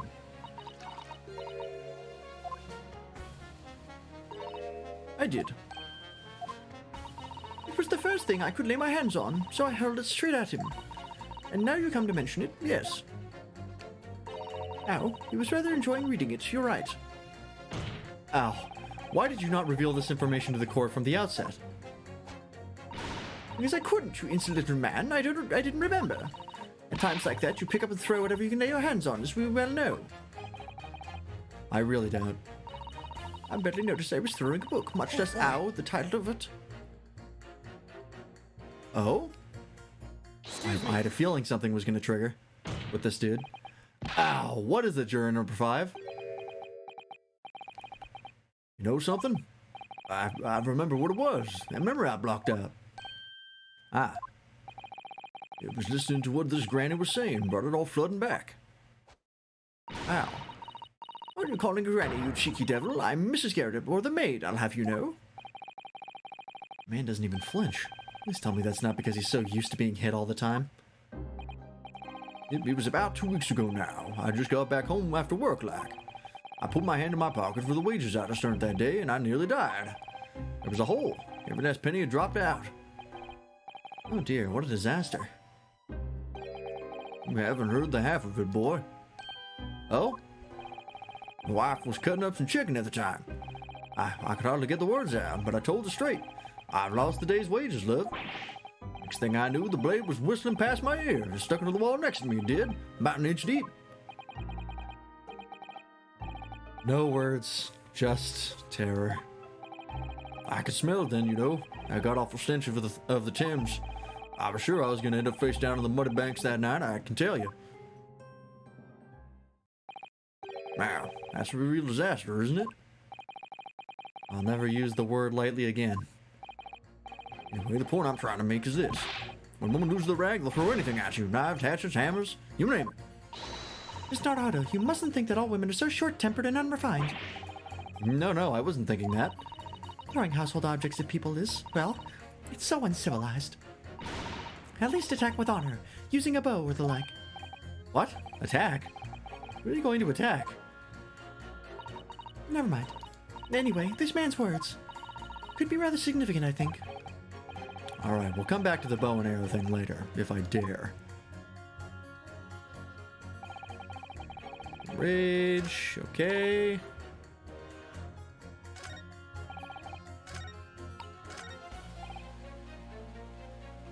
Oh, do I have to pit him against the second juror who said that she'll accept another evidence? Fucking... Did Mrs. Garrett fucking, like, long shot Call of Duty kill this woman with a throwing knife? Oh, Jesus. Oh my god. Alright, so I have to pit this dude and the woman together. It's a possibility versus it fucking happened. Objection! Oh, apparently that was wrong. Those two statements clearly contradict each other. I'm sorry, but as foreman of the jury, I have to object. That's complete nonsense. What? I'm a banker, don't forget. An educated man. And there's no contradiction as far as I can see.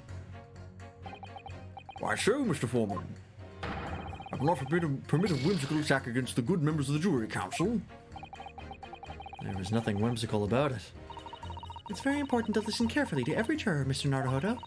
Then you can decide where the contradictions really lie, if there are any. Okay, I'll press him again.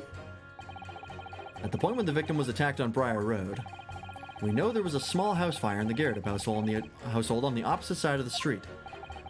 Well, yes, it certainly seems that way. On account of the smoke, I imagine they would have had the windows wide open in spite of the cold. We also know that Mrs. Garrett was throwing flaming books at her husband. Her husband was backed into a corner by the window due to his wife's frenzied attack. Yes, that's right. So there's definitely a chance that one of the books could have flown past the man and out of the window. Only what? Only I can't really see how it could have gone all the way over to the other side of the road, that's all. So I don't really see how I can change my decision, really. Oh, I see. That wasn't enough? What's it going to take to persuade these people? This guy needs more? Okay, I should probably save here. I have a feeling things are not going to open up unless I take a chance. I don't have that much life left. Okay.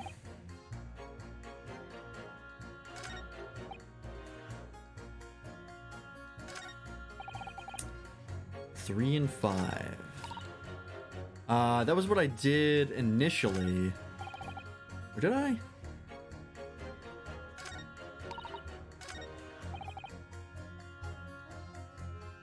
No, there's no contradiction there because he already says that they're throwing books.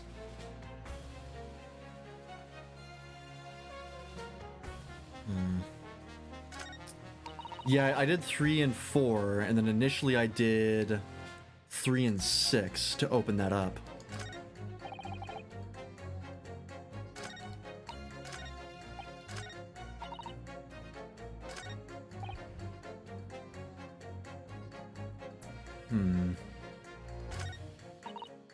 Some novel alternative explanation when another victim was stabbed, I might reconsider. I'm gonna try this.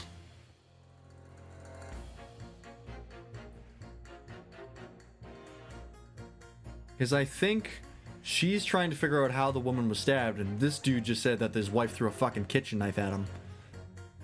So it's possible that she threw the knife? Oh, but it was a pocket knife, though. No, I'm not sure.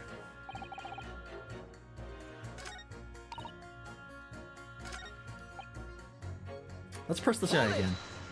I don't think we've done that. Your wife really threw a kitchen knife at you? That's right. She was chopping me with it. Had a tidy edge on it, I believe me. Still, it's all memories, isn't it?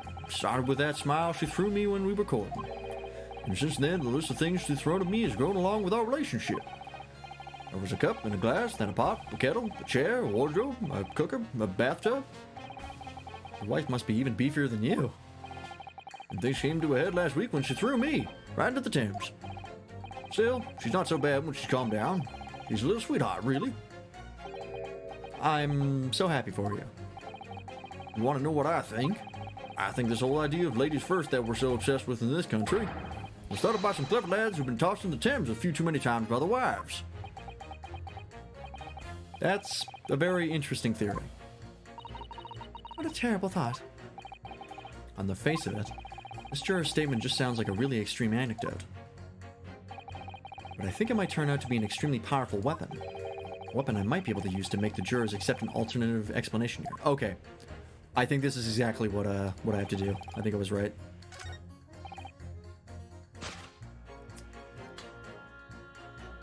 Objection! Yep.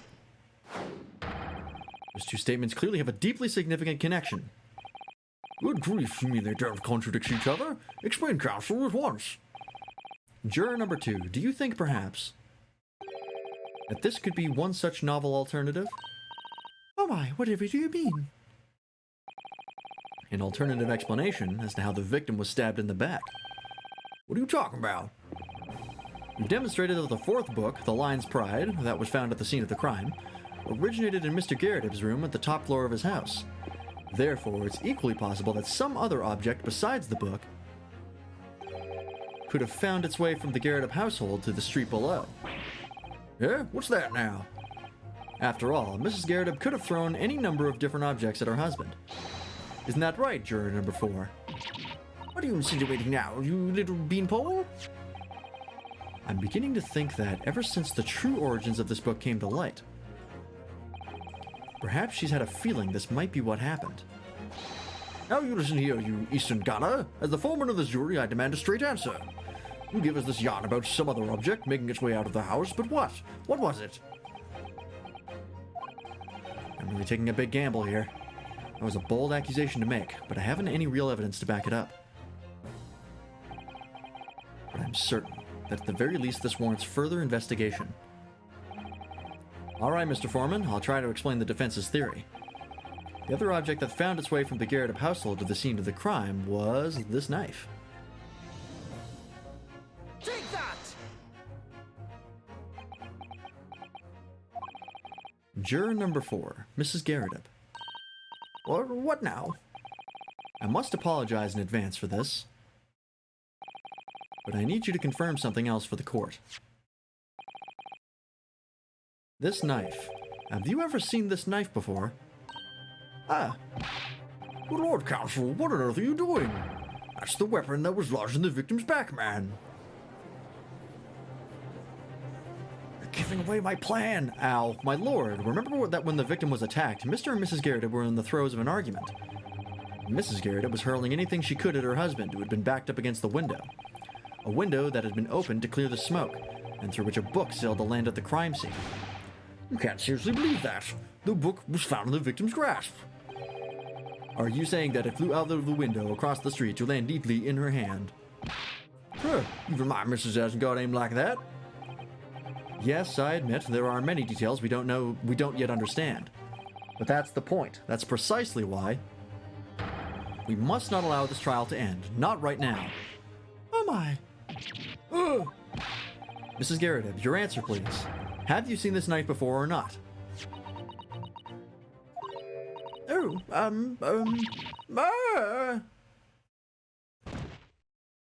And she's dead.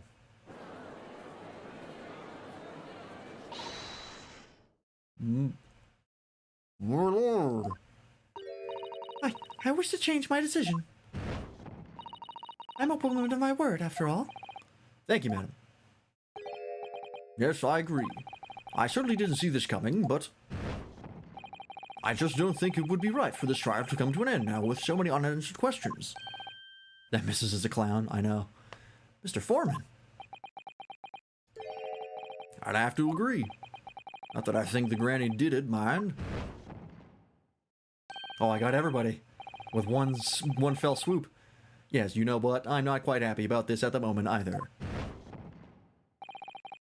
All together now, ladies and gents.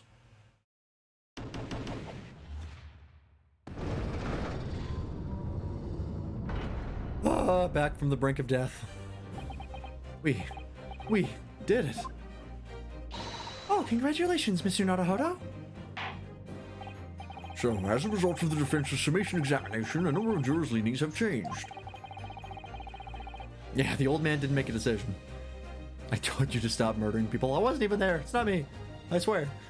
2 jurors called guilty against 4 now calling innocent. Accordingly, the opinion of this court is divided. And this trial will continue. Is Baron Van Zeke's gonna take another poll?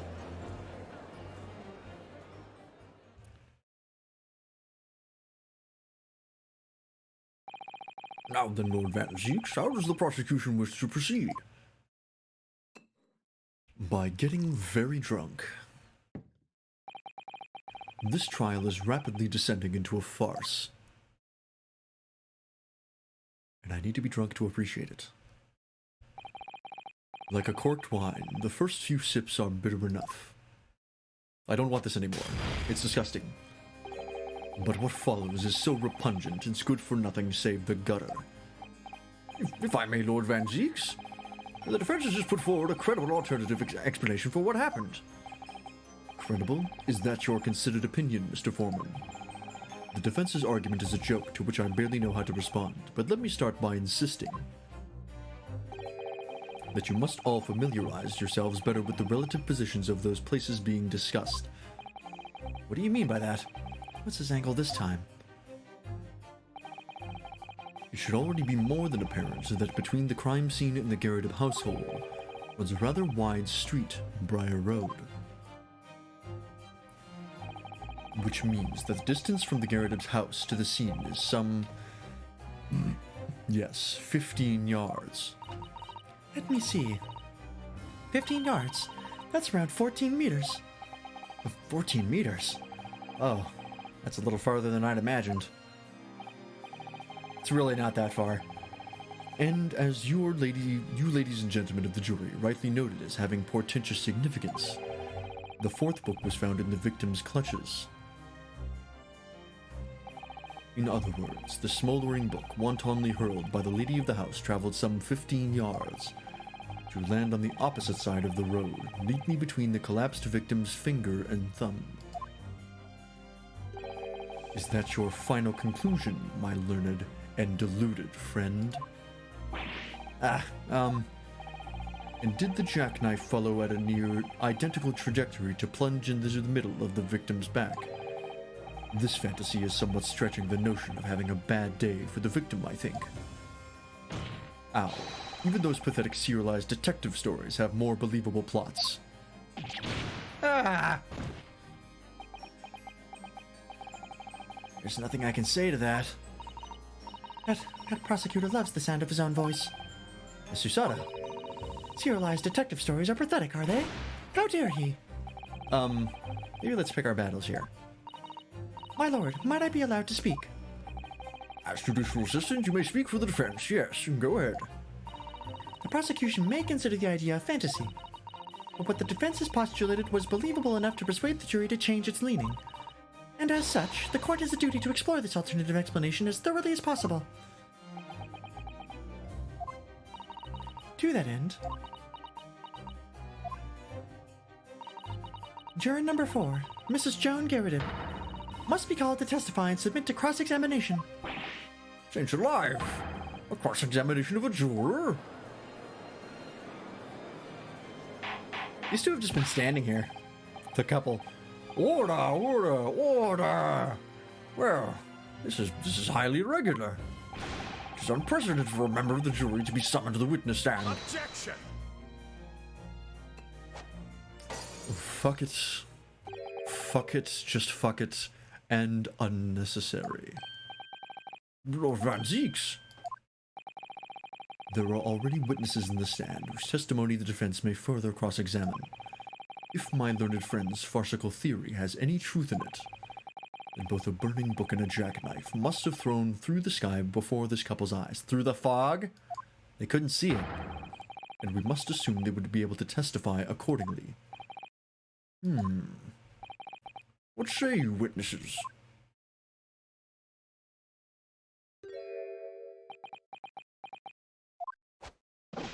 Yes, sir. Constable Rory Beat, reporting for duty, sir. Well, good morning, officer. Sorry for dozing until now, sir. Haven't slept for a month on account of a villain who's appeared on my beat, sir. Oh, they are so heroic, these London bobbies. Patricia, my darling, I've been neglecting you, but no more. We shall fuck like there is no tomorrow. But later. Can't do that now. It's illegal. Oh, Roly, my hero, you make me swoon. Very well. Nope. Very well. I hereby reject the defense's request Oh, and order the witnesses in the stand to testify again. State forthwith before the court any details pertaining to the defense's alternative explanation of events. Yes, sir.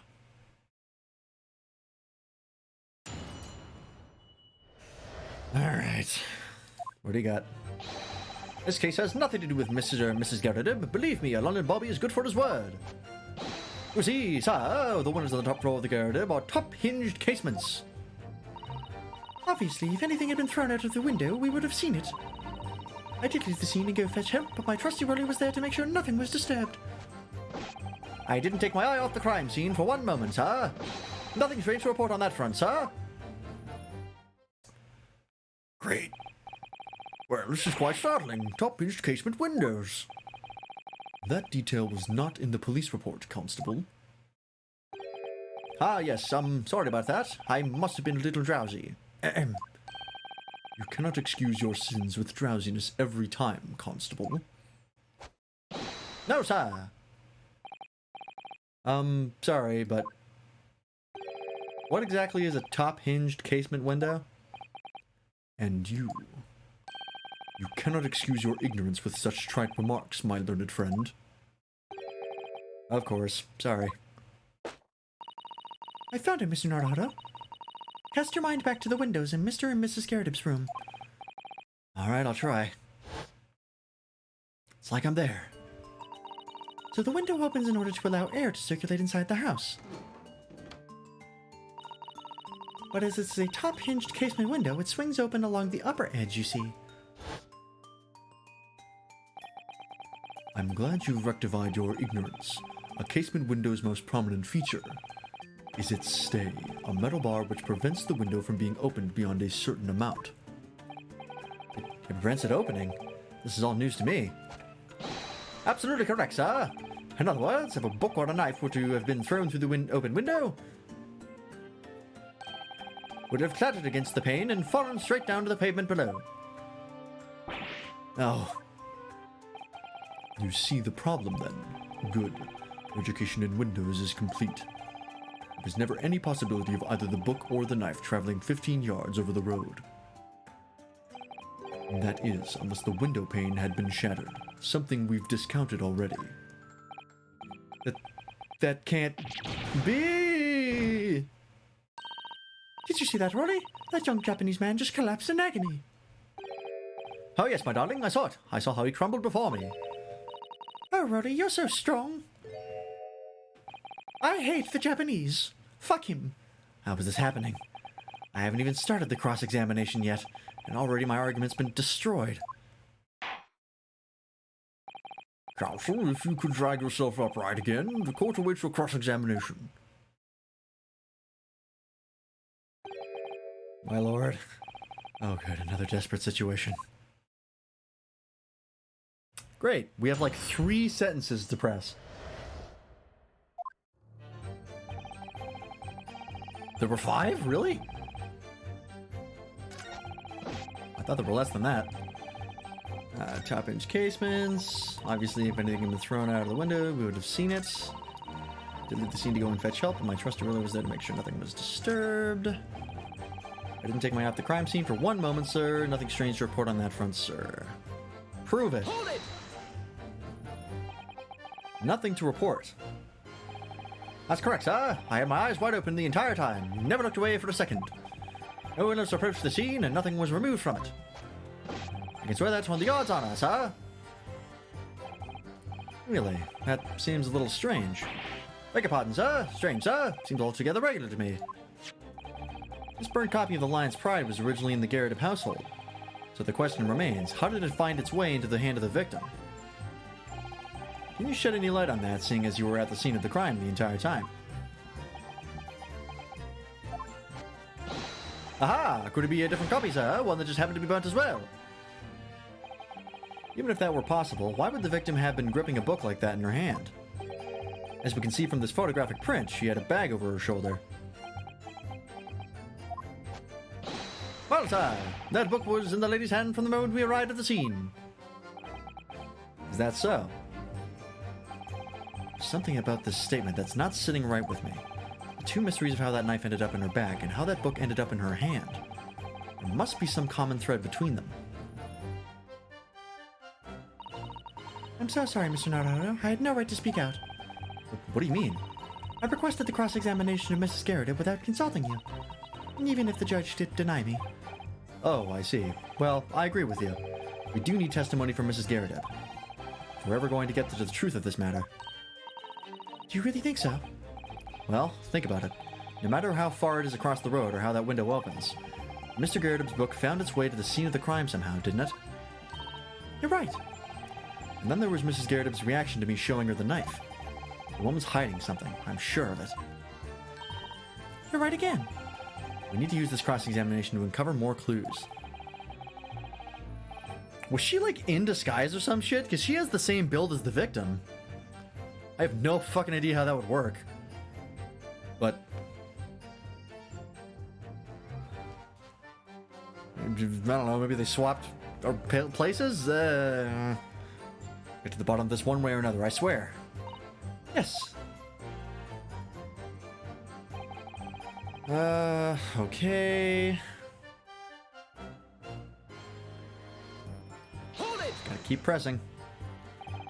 How can you say that for certain? A very good question, sir. And the answer is this. It is the noble founding principles of the force written on it as a reminder to all of us policemen of our sworn duty. He showed us that before, didn't he? Did he? I can't say I remember. To patrol the streets of London to town and uphold the peace of the common man. It's what the job's all about. And that's why I can stand here today beside my long-suffering wife and tell you a Bobby's good for his word. While rubbing my tired eyes, admittedly, sir. Oh, Rolly, you're so manly. Of course I am, my darling Patricia. Oh, Pat. Oh, Rolly. We've broken a number of beds. All right, that's enough. No, none of this is what I meant. I meant, how can you say for certain that this case has nothing to do with Mr. and Mrs. Garrett? Ah, I see, sir. You should have said so earlier, sir. Yes, well, so could you answer the question? That was a waste of time then. Absolutely, sir. I will answer it to the fullest of my abilities, sir. There's a surprising reason why Mr. and Mrs. Garrett's domestic dispute can't be related to this case. Before I get into that, sir, just one thing. Yes? I'd very much like you and all your countrymen to understand the great British institution of Scotland Yard. I hope you'll take back some tales of us London bobbies and how we uphold our guiding principles. I wasn't planning on going back just yet. I've only just arrived here.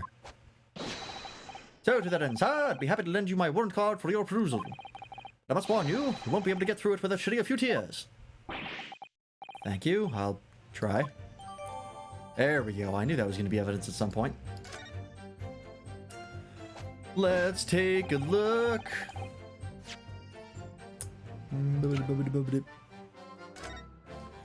Item number 1, a policeman will strive to preserve the peace within his allotted beat. Item number 2, a patrolling officer is expected to walk 20 miles around his beat every day for the furtherance of community relations. I need, okay, but these police regulations, last was principles of policing, okay. Item number 1, any crimes fall under the jurisdiction of the beat in which they are discovered. Item number 2, when a crime is discovered on his beat, a policeman must assist with initial investigations and help detectives. Doesn't help me at all.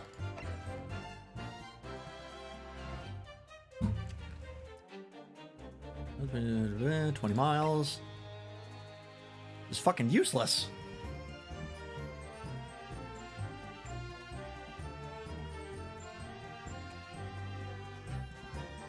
It doesn't answer my question at all. Alright, I think the jurisdiction thing might come in at some point, but I'm not sure where. Okay. I've seen it. Let's press on that. Detectives did the job and said no. Fair enough. But according to my notes here, the sun had gone down already and it was dark. Oh, but Rolly and I were strolling along, gazing at the night sky and looked for our lucky star. Sorry? The star that would guide us to eternal happiness. Can it guide you to answer the question? The flaming book had cut across the sky in front of us. It would have lit up like a shooting star. And if I had seen a shooting star, I would have made a wish upon it. Let Rolly be an expector, I would have said. 3 times at least. Of course, what with the smog and everything, we couldn't actually see any stars. In short, are you trying to say that neither a book nor a knife crossed the sky before you? Yes, sir, that is correct, sir. As sure as the night sky in London is starless, sir. Certainly seems like they're telling the truth. And then we saw the poor woman fall to the ground, so we ran straight over to help her. Okay. What about this? Yes, you said that you went to a nearby police box to fetch another officer. Is that right? That's right, yes. If it had been on Roddy's beat, he might have known exactly where I was going, of course. Don't feel bad, my love. You can't be expected to know the location of every police box on every beat. So Roddy told me the way, only I sort of got a little lost on the way. Patricia, my darling, that's why I love you. Your terrible sense of direction is bewitching to me. Oh, Pat. Oh, Rolly. Oh, please. So I suppose I was gone for about 15 minutes. But like I said, my Rolly was at the scene the whole time, making sure nothing was disturbed. I was off duty at the time, of course, but a true Bobby is never really off duty, sir. Eh? You didn't take her off the crime scene. You kind of know because it concerns your own safety in that age. It's fair. Okay, I haven't pressed one of these. Which one did I not press? This one. Hold it! By which you mean they don't open fully, is that correct? Yes, sir. They're just there to allow a bit of air through the house, you see, so they're restricted as to how much they open. And therefore, anything thrown out the window from inside the room, simply strike the pane and fall to the street directly below. For clarity, allow me to mark the map. Right there. Here is the location where objects would have fallen. Yes. Directly opposite the scene of the crime, on the other side of the rather wide road. Would it have been so hard for somebody to mention this top-hinged casement thing before? Well, I have another question for you, Constable. And what would that be, sir? How do you even know? Why would you have any idea what sort of windows Mr. and Mrs. Garrett's house is furnished with? Ah, well, sir, that's very simple. You see, I helped with the investigation yesterday.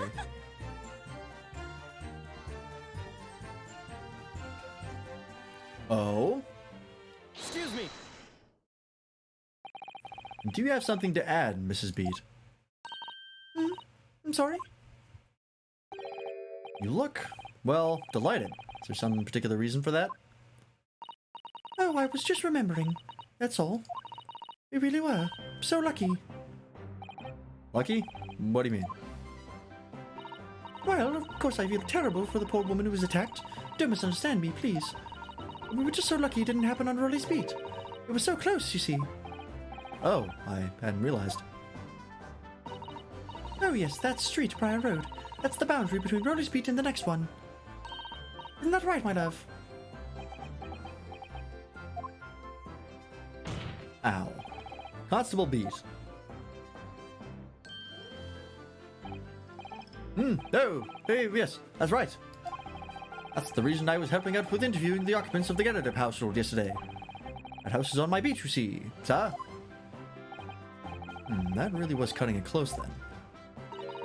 Constable, I wonder if you could clarify something. If the Garrett household is on your beat, does that mean that the pavement next to it is as well? Outside Mr. Garrett's house? Yes, ma'am. The pavement on that side of the road is part of my beat. I see. I wasn't aware of that. Just think, if the woman had been attacked just on the other side of Briar Road, we would never have been able to go for that meal to celebrate our wedding anniversary. What? But that's the life of a Bobby, after all. Extraordinary people are Bobbies, tirelessly working for the benefit of all Londoners. Do you know what I think? I think it was the good Lord's way of rewarding my Rolly for all his hard work. Don't you think so, my darling? That must be it, Pat, my love. That must be it. I think perhaps we should make sure we have that information officially on record. Leave it to me, Mr. Naruhodo. I'll take care of it immediately.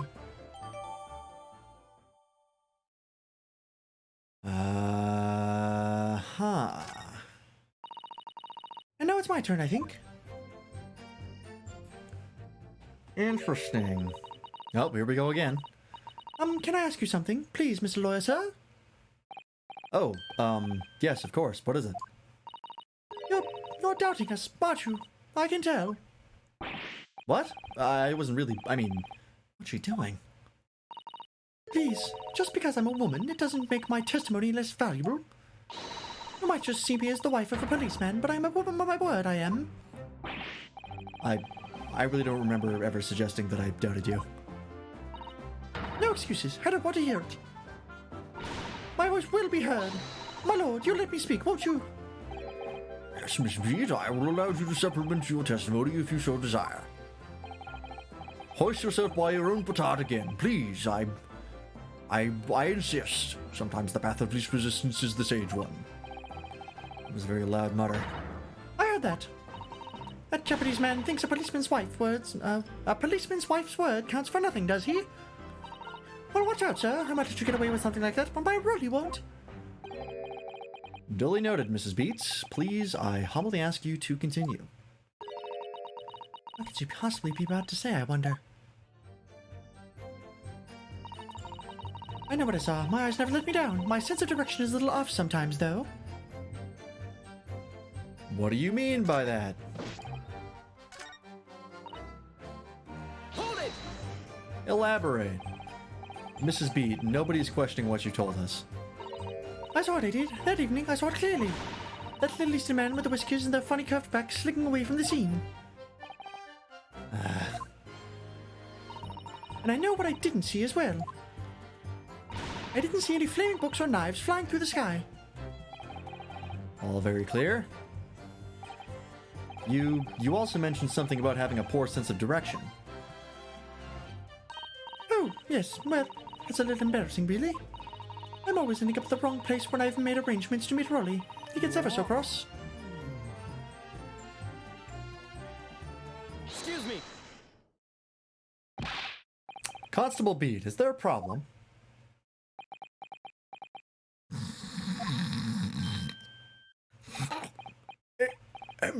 Oh, no, sir. No problem, sir. Did your wife's remark just now bring something to mind, perhaps? Oh, well, in a way, sir. Yes, sir. I was just remembering that the same thing happened that evening is all. You mean Mrs. Beat lost her way on the night of the incident? Well, you see, I sent her off to find a police box in the next beat over from mine, but she was gone a fair bit longer than what I was expecting. I thought she'd be back inside 10 minutes, but my darling was gone a good 15. Oh, Rolly, you're such a tease. But the reason I was so long was because of the bouquet, silly. The bouquet? Sorry, what bouquet are you talking about? Oh, it was a present for our wedding anniversary. Rolly's so romantic. He saved up for it with farthings and halfpennies he found in the gutter while doing his rounds. Yes, how romantic. I'd forgotten all about it until just now. Had you, my darling? Yes. Well, that was just between us. Don't talking about it to anyone else, darling. You have to promise. Really? Oh. What was that all about? Constable Beat looked very obviously troubled during that exchange. I'm afraid I can't offer any useful insight, Mr. Naruhodo. But I'm quite sure of one thing. We have to ask Mrs. Beat about the bouquet. Mrs. Beat, this bouquet you just mentioned. I'd like you to add details about it to your testimony, please. Oh, really? Yes, I'd love to. What is this going to open up? What happened was I dropped my bouquet and ended up losing my way for a while. Clarify! Please! Hold it! The witnesses are goddamn clowns. They always are. Perjury is a made-up crime that doesn't exist in the Ace Attorney world. And it kills me. This house is a fucking nightmare! Exactly. You mean you dropped the bouquet at the scene of the crime? Yes, that's right. Oh, I was so upset. When we ran over and saw it, it was a woman with a knife in her back. I was so shocked I dropped the bouquet Rolly gave me. I was in a dark spot where the streetlights weren't casting any light, so I didn't notice it first. And then you went to the police box to report it to the policeman whose beat it was on. Yes, I came back to the scene together with the other constable, you see. That's when I spotted my bouquet again. But the funny thing was, when I went to pick it up, It was nowhere near the victim's body at all. He moved the body so it wasn't in his beat. He moved the body so it wasn't in his beat, so he didn't have to deal with it. It was underneath the window. I fucking knew it. In case you need reminding, Mrs. Beat, the victim is not deceased. I was all flustered for a moment before I heard a voice calling me from the other side of the road. Your husband, presumably. That's right, silly me, I'd gone over to the wrong side of the street. Although I'm going to blame the bouquet this time. I can't think of how it got there, I really can't. So the bouquet somehow moved from one side of Briar Road to the opposite. Curious indeed. Isn't it? But the worst of it is, I forgot to pick the bouquet up again when we left the scene. That beautiful rose Rowley brought me, with that change from the gutter he spent so long collecting.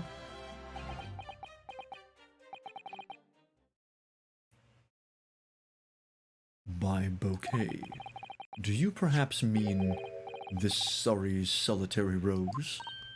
Oh! Oh! Yes, that's it! That's the bouquet Rowley brought me for our anniversary, without bits of change he found in the gutter. Maybe just call it a rose. Let Lord Van Zieks, where did you come by the flower? According to the report by the police officer in charge of the crime scene investigation, it was found on the edge of the pavement in front of the Garridib household. In front of the Garridib's house? Although it wasn't noticed until the morning as it lay where the street lamps cast no light. It was believed to be of no relevance to the case since it was found on the opposite side of the thoroughfare. Oh, thank you, sir, thank you. Could I have it back now, please? No, I think for good measure this road should be added to the court record as evidence. Oh, Uh-huh. It sure was. but it's a symbol of our love. I want it back after the trial. Do you hear me? I want it back. Good grief, yes, rest assured that I shall do my very best not to forget, Mrs. Beat.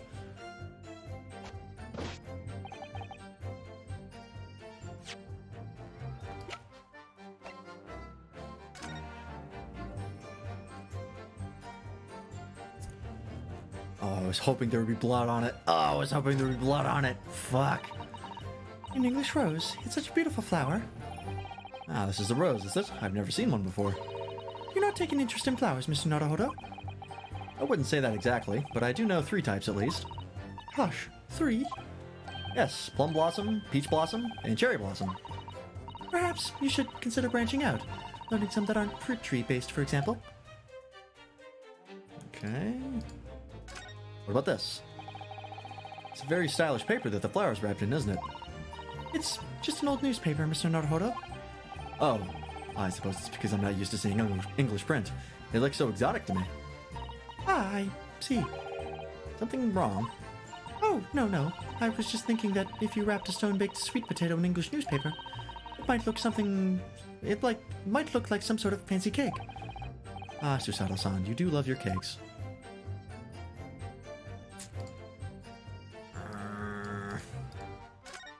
The same thing? Yep. Damn it, I was hoping there'd be something on this. Anything in there?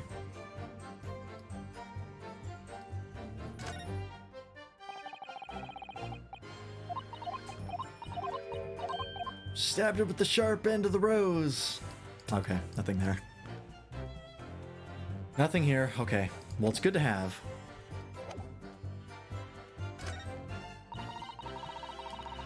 Okay, and I'm losing my way for a while.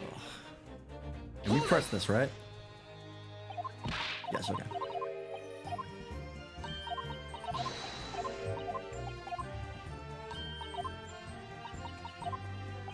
I think we might have to press something else. I don't think this opens up a contradiction.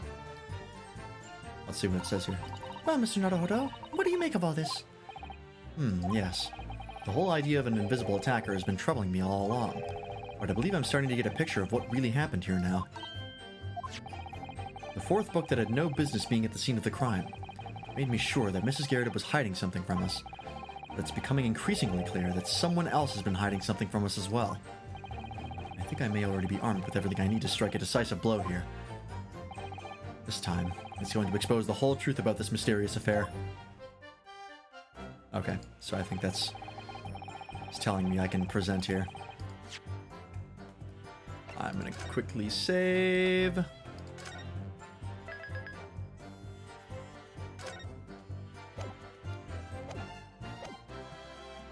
So let's see, we have the rows here now. Top hinged casements. You did press this, right? Just double checking. Yes, okay. Strike the pane, fall onto the thing.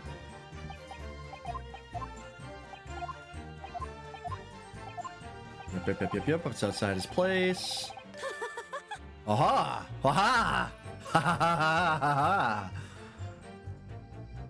I knew I was right. Excuse me. I knew something was up. Do you have something to add, Mrs. Bede? I'm sorry. You look, well, delighted.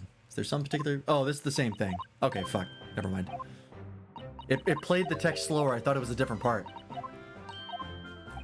Okay. That's nothing.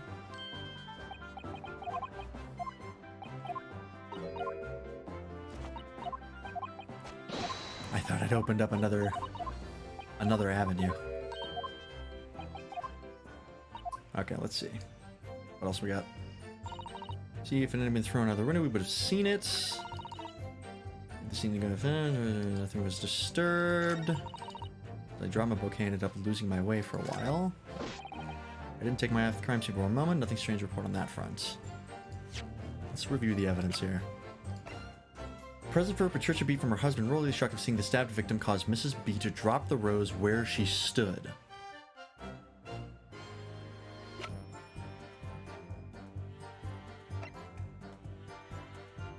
The victim was just outside Constable Bede's beat, the border of which runs down the middle of Briar Road.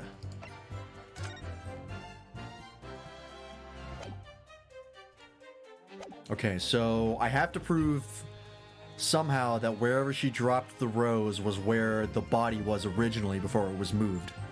Why, probably Rolly. I just need to figure out what statement I need to do that on. Dropped my bouquet and ended up losing my way for a while. Obviously, if anyone's trying to would have seen it.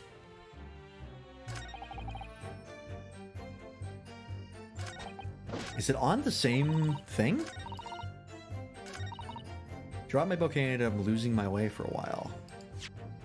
This isn't really a contradiction, though. This must be to drop the rose where she stood.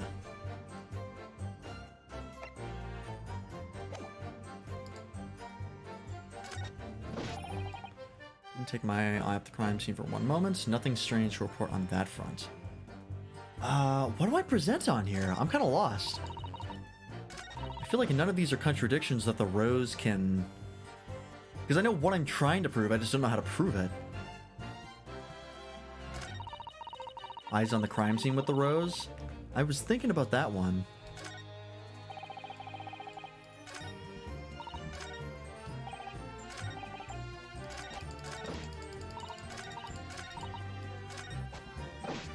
Didn't take my eyes off the crime scene. Because if he didn't take his eyes off the crime scene, then he wouldn't have lost the bouquet. It's viable.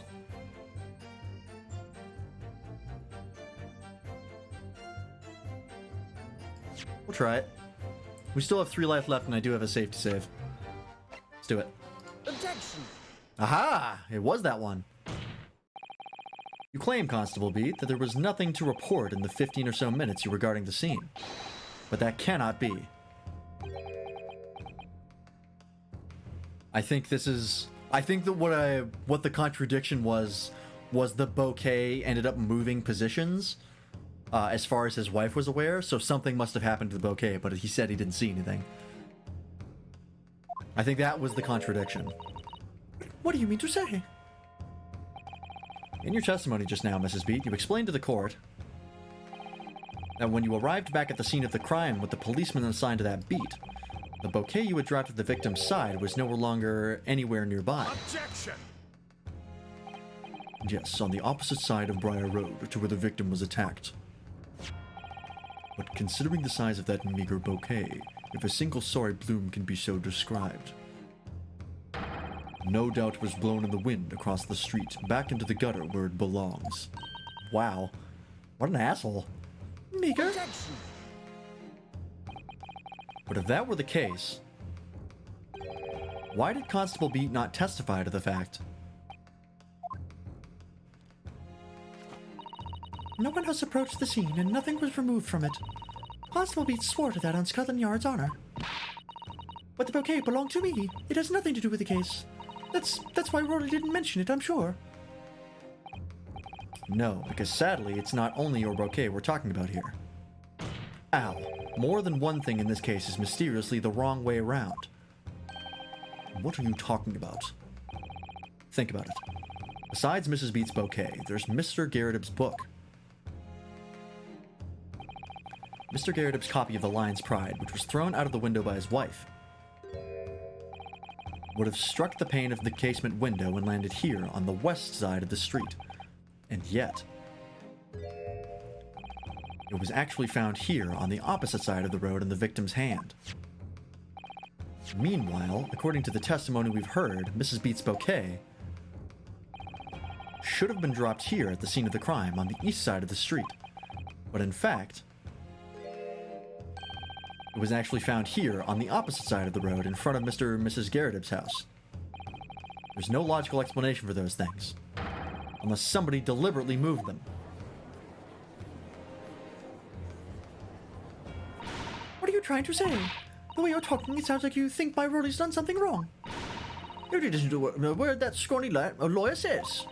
Wittering on about books and bouquets, why should we care? It's nitpicking, that's what it is. Oh god, Mrs. Garrett's come around.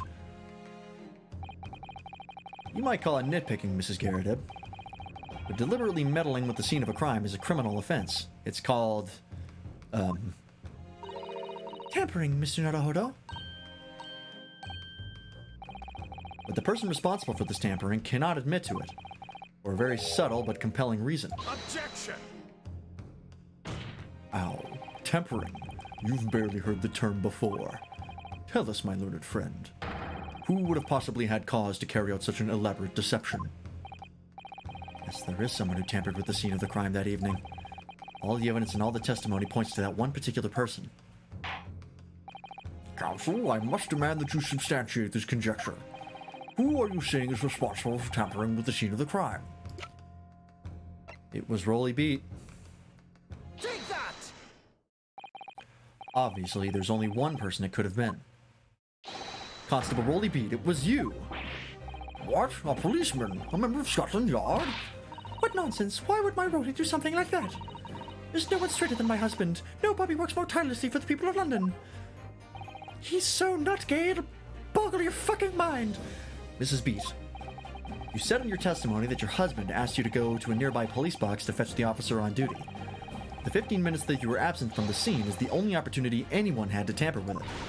I'm making it up. It's all nonsense. It's all lies. What about that Japanese man with the whiskers? I bet you it was him. He did it. Protection. Ow. If that was true, Constable Beat would have seen him do it. Oh. And forgive me for pointing it out, but when you dropped your bouquet, Mrs. Beat, it was after the defendant had fled the scene. Well. Objection! First you make accusations about the landlord and his wife, and now you incriminated a policeman as well. But your accusations lack one very important thing. Motive? You claim the crime scene was tampered with. But there was only one reason anyone would commit such a reckless crime: to hide something. That's right. He's right. But my husband and I just happened to be there. That's all. So why would we have anything to hide? It doesn't make sense. You've offered no motive for this alleged tampering. And until you do, your accusations are nothing but empty threats. Constable Beat had a very good reason for wanting to tamper with the scene of the crime. That's the key to this entire affair. Miss Naruhodo, have you managed to solve this mystery? Counsel, you have made a very serious accusation against a London police officer. If you are mistaken, I'm sure I need not point out that your reputation as a lawyer will be irrevocably damaged. With that stark warning in mind, you will now explain to the court the motive for this alleged tampering. Yes, my lord. Safety save incoming. Constable Beat's motive for tampering with the crime scene was to hide where the victim fell?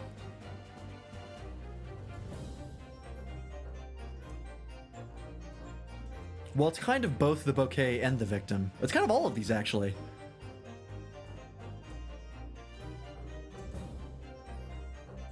But I guess the victim is the most specific one. Because he didn't want it in his bead. So yeah, I'm going to go with the victim. I'm going to save just in case. But I'm pretty sure I'm right. It's kind of all of them, but the victim is more specific.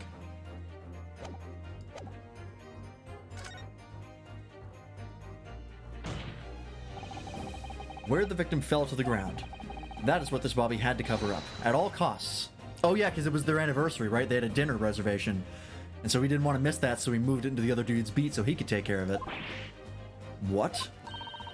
Where the victim fell? You mean where she was attacked? What are you talking about? We told you at the very start, didn't we? On the pavement of Briar Road. We saw it happen, remember? It was right here, as if anyone didn't already know. That's certainly what everybody has been led to believe. But in fact, that isn't where the victim was stabbed at all. What? What?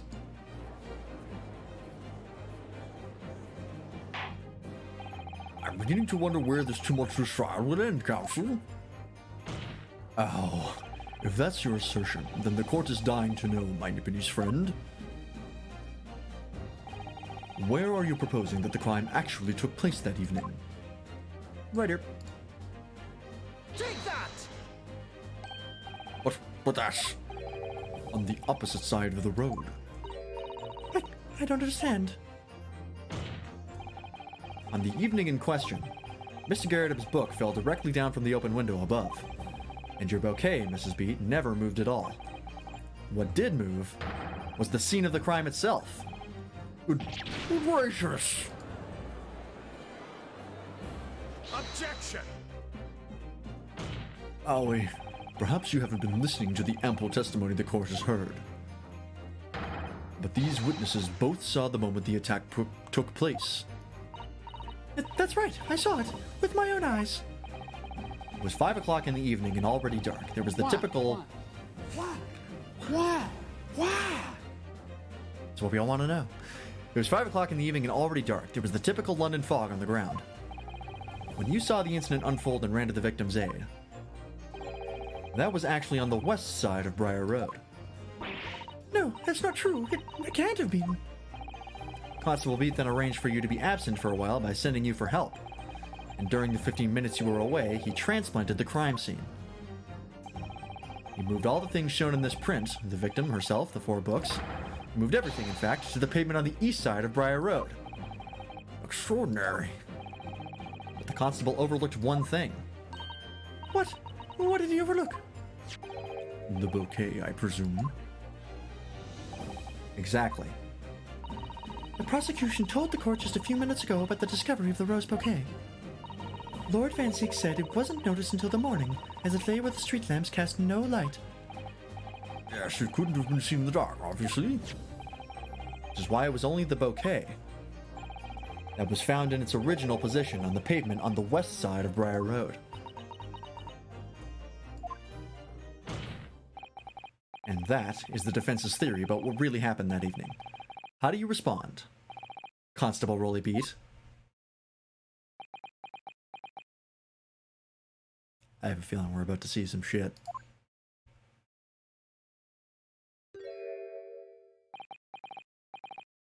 Well, I'm very sorry. I didn't mean to nod off again, but I haven't slept properly in a month. Did I miss anything important? Oh, Rolly. It isn't true, is it? What that lawyer said is all lies, isn't it? I know it is, because you're the most upstanding, righteous man I know. I had a dream. A terrible dream. All the things I did that night. Everything come out. Everything exposed. Only, it seems... it wasn't a dream at all. Good golly! You fucker! Order! What on earth is the meaning of all this? Oh, Rolly, why? Why would you do something like this? Moving a corpse is a criminal offense, isn't it? Wishing the victim dead should be one too. Constable, explain yourself. Why would you do this? As a respected member of Scotland Yard, your duty is to protect the good people of London Town.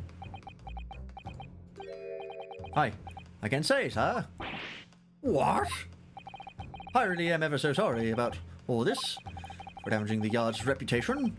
For everything. I have a possible explanation. For why, on that particular evening, Constable Beat felt compelled to move the scene of the crime. I can think of one reason. What? How could you possibly know? You, a foreigner, presuming to understand the mind of a Scotland Yard policeman. And yet, Lord Van Zieks, it is this foreigner who has uncovered the startling truth of the matter thus far. I believe it would be beneficial to the court to hear this extraordinary young lawyer's theory. Counsel for the defense, if you please. Yes, my lord. Now then, I think we better show some evidence. At once, my lord. England, Japan, it makes no difference where you come from. Human emotions are the same.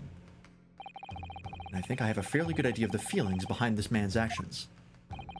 What gives away the motive for Constable Beat's unthinkable actions? I think it's his warrant card, right? It's, number 1. Must assist with the initial investigations and help detectives. I'm pretty sure it's this. Because this doesn't actually mention that it's their anniversary, so I'm pretty sure it's this. Take that! I realize that I'm a foreigner in this land, and I have only just arrived from Japan. Which is why all this information about London's so-called bobbies is completely new to me. I've learnt that, though honorable, patrolling the beat is the most demanding work in the world, for example. Keeping the peace and looking after the citizens on this beat in all kinds of ways. There's no doubt that the young Bobby is charged with a great deal to do each day, certainly. But for Constable Beat, the day in question was special. Special? How? On account of this bouquet. Oh, I think I could have presented either of them. Okay, that's good. On account of this bouquet, my lord.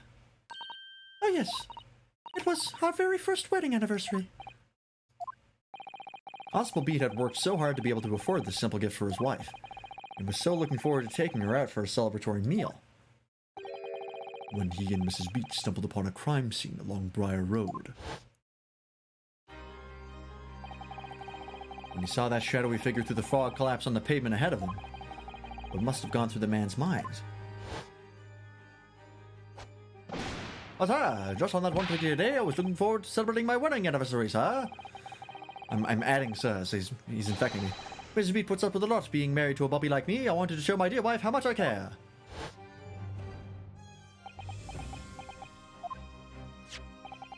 This is the warrant card that Constable Beat offered to lend me earlier. Inside, among the rules for patrolling policemen, it says, when a crime is discovered on his beat, a policeman must assist with initial investigations and help detectives.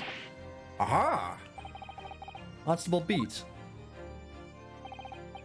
Is that or is that not the reason why you moved the whole scene of the crime that day? Yes. Everything you said, it's alright. So that's it. It was all to do with the boundary of your beat. Oh. Exactly. To summarize, the incident actually occurred on Constable Beat's beat. Good gracious! Constable, do you realize the gravity of what you've done? It was the first time since I became a copper that I'd ever cussed God. Stay close to me, Pat. The criminal could be lurking somewhere. As we went over to the scene, I had every intention of doing my duty as a police officer. We've got to report this to the station as quickly as possible. But then it dawned on me. I realized where we were, where the victim was lying, and what that meant for me. When a crime is discovered on his beat, our policemen must assist with initial investigations and help detectives. Why here? Why did this have to happen here? And why tonight? Of all nights? Why? I have a message for God. Why? It's a copper's job to guard the scene of the crime, so I told Pat she'd have to go to the nearest police box and fetch whoever was on duty there. It was then, when I opened my mouth to speak, it just came out. I couldn't believe the words that were coming out of my own mouth. This is the next beat to mine, Pat, so you'll have to go to the police box that covers it. Turn right along Meerschaum Street, and then...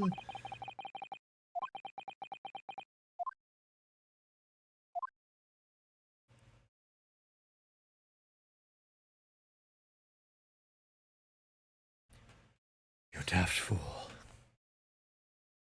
You've committed a crime. For which I'm probably sure you're not going to get locked up, but you'll probably lose your job, and you'll probably be homeless, considering you're already shabby enough, so you've condemned both yourself and your wife to death. Good job. I'm sorry. I'm so sorry. Oh, Constable. I just wanted, just that one night, to take my Patricia out for dinner. Oh, Rolly. Just that one night. Fuck this guy, I'm in the same boat. I don't care what your stupid motivations were, and how upset you are. This was a stupid thing to do. You knew that if the incident was on your beat, your evening of celebration would be ruined. And so you decided to move the entire crime scene outside your jurisdiction. Just across the street to the east pavement of Briar Road, which falls under the neighboring beat's care. You see, I thought... Well, I was sure the victim was dead, you see. I beg your pardon? Oh, of course he did. Otherwise, my Rolly would never have left the poor woman on the freezing cold pavement.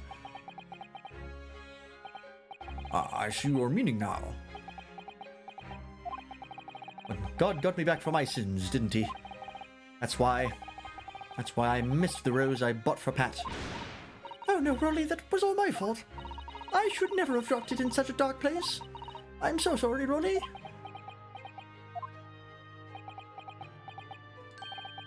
And can you tell us, Constable, how many books did you move from the one side of the road to the other in total? 4 it was. Yes, definitely. 4. 3 of them dropped by Mr. Natsume, and the 4th being the one that fell from the window upstairs in the Garrett household, of course. But what made you place that book in the victim's hand, when all of the others were scattered haphazardly around, I mean? Oh, well, sir, that's because that's how I found it. How you found it? What do you mean? When we first ran over to the scene, the victim was already holding the book. The book hit the floor, she bent over to pick it up, and the knife dropped out of the sky and fucking killed her. There is a case very similar to this in Justice for All. That is also a fucking circus. Pun intended. Oh yes, she didn't actually die. She lived. Grievously wounded the woman. Very important. The victim was already holding the book. So, when I moved everything, I made sure it was still in her hand. Sure it was this book, The Lion's Pride, that the victim was holding? Oh yes, sir. No doubt about it, sir. Interesting. 4th book's information has been updated again. I thought it was an open and shut case at the time, you see. There were only the 2 people at the scene, and Pat and me both saw it happen. However which way you looked at it, it had to be the fellow who ran off who'd done it. I thought. I couldn't see the harm, really. I didn't think moving it all over the road would Make a jot of difference. I suppose this is it for me now. I've had it. My lord. Yes, Lord Van Zeeks? I believe that concludes the cross-examination of the witnesses. Constable, you may withdraw. Yes, sir. Mr. Prosecutor, sir. What will become of my Ronnie? What will happen to him? For now, you are free to go home. The police will contact you in due course. Please, don't punish my husband. This was all my fault. It's because Weimar was moaning at him for coming home late.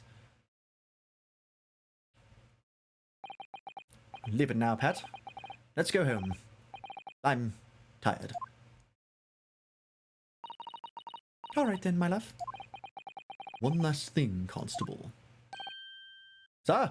This house is a fucking nightmare! It's like my favorite sound alert because it's relevant so often. Let this be a lesson to you. In a criminal investigation, every detail matters, however insignificant it may seem to you. Yes, sir. Carve that lesson in your mind. Into your mind, really. And never again make the mistake of tampering with the scene of a crime. Never again, sir. You mean to say... Leave. Now. This trial is not yet over. Sir!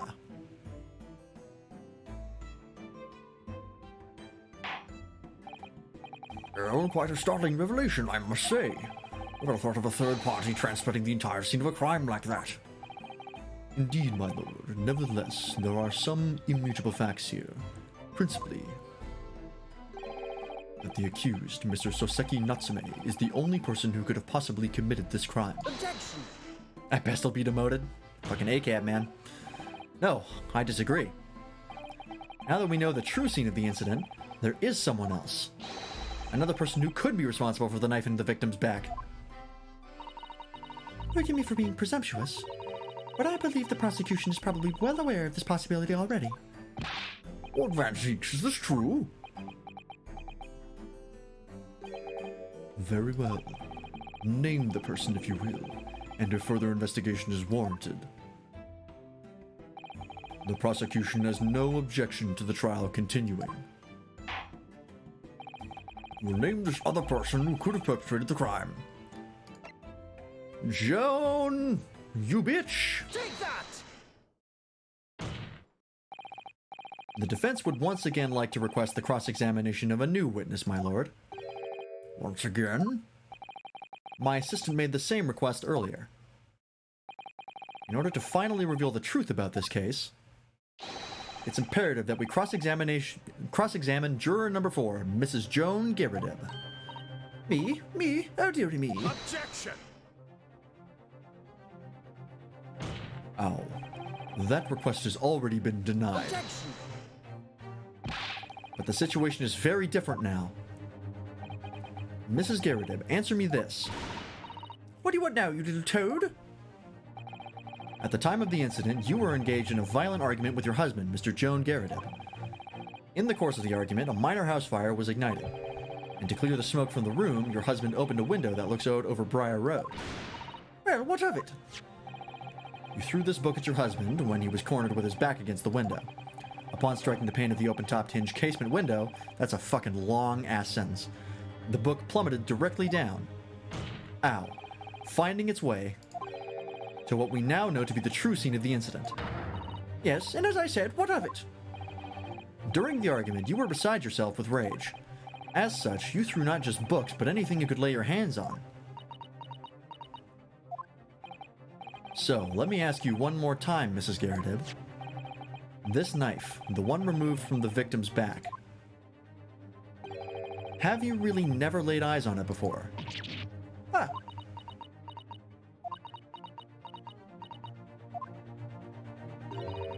I don't recall it. Seriously? Am I supposed to remember everything I picked up and threw at my husband? And anyway, the man over there in all that regalia said members of the jury needn't testify, didn't he? Conveniently, yes. Objection! Ow. No. I have no recollection of saying that at all. Juror number 4. Oh, Make no mistake, you jurors are not special in any way. You are not immune to the judicial process. He's having an Edgeworth moment. He's on our side. If you know something about this knife, madam, let the truth come out.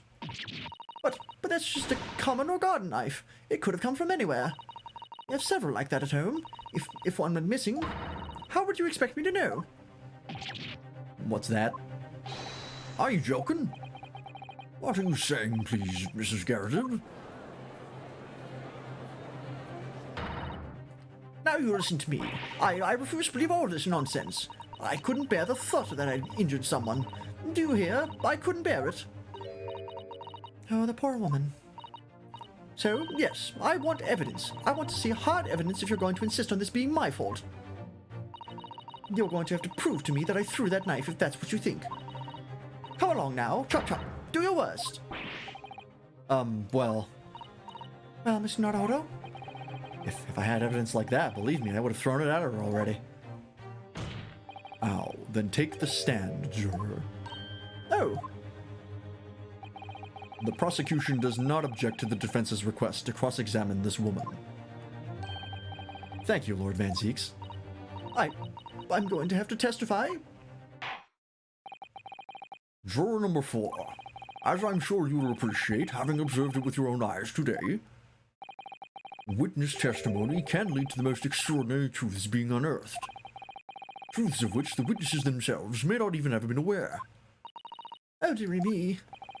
So I demand your full and unadulterated testimony, Mrs. Garrett. And mark my words, in this court of law today, we shall extract the truth.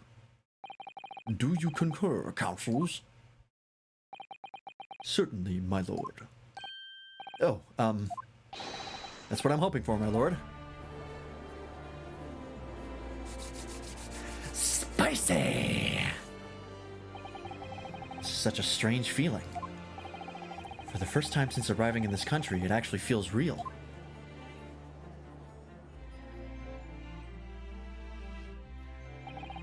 I'm here, in the Old Bailey, and I'm a lawyer.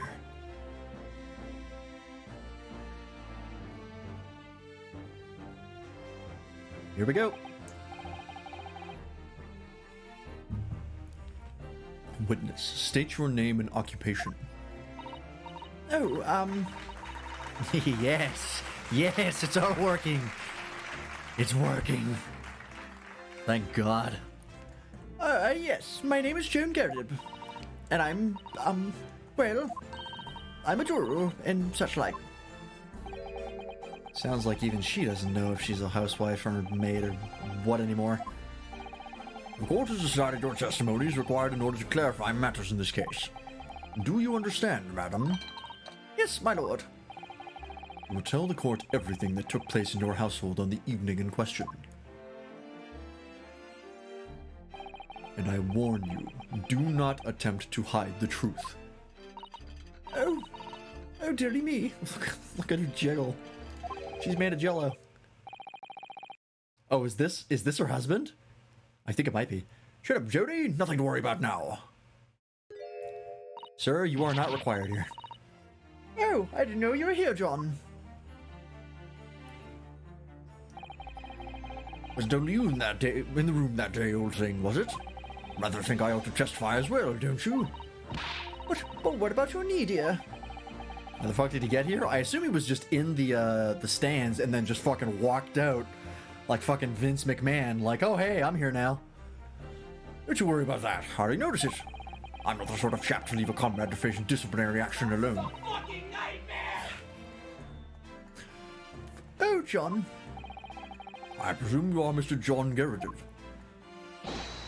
Yes, sir. Former second lieutenant of the 3rd Regiment of the 4th Numberland Fusilier. Sir. No, wait, what was that? I skipped over that kind of fast. Okay, no, I said it right. Northumberland Fusiliers. Seen my fair share of action and now living the quiet life as well. The quiet life. Were you not engaged in an incendiary battle with your spouse on the day in question? Ah, well, yes. Quite. I believe this may represent a first in the proud history of the British court. Calling a juror to the witness stand is unprecedented. However, the court will hear your testimony now, juror number 4, and that of your husband. You will recount clearly and concisely the events in your home at the time of the incident in question. Sir, at once. Oh boy, here we go. The Battle of Garradeb. Yes, on the day you're referring to, the wife and I did have a bit of a skirmish. Can't recall the reason now. Knocked a candlestick over and set fire to the carpet. Soon had it out, though, and got the window open. Like, this will take another 3 hours? I don't think so. If it had gone to a Be Continued screen, absolutely this would have taken several hours. But this is still the same, like, section of, like, Trial Part 2, so I don't think this will last too long. Should be able to get it done by the end of the night. Meanwhile, I was picking up whatever I could to find to throw at him. I leave knives around our place. Can't say I'd notice if 1 or 2 went missing, I'm afraid. If that bally thing in the victim's factory was one of ours, you'll have a job proving it, I think. It sounds as though it was quite the battlefield in your household that evening. Although an entirely one-sided assault, it seems. And we caught us on the hop, sir. Had no choice but to dig in and take defensive measures. And be honest, if the enemy had kept shelling us for another minute, we'd have been toast. Of course, there are veterans such as myself. He's only too aware that on every battlefield, you're just a neck's whisker away from death at any moment. Are we still talking about a marital quarrel here? No, he's still right. He's still right. Well, I must say I'm dubious that this testimony will shed any light on the origins of this jackknife. In combat, one's focus knows such things that surroundings are barely noticed. These witnesses may not be able to offer anything more than they have already testified. This may be a dead end. And Zeeks may well be right. Well, whatever the chances, we've only have this last cross-examination to uncover the truth, Mr. Naruhodo. Yes, I'm afraid so. Very well, counsel. Begin the cross-examination. Let me investigate that knife one more time. It's been a while since I've done that.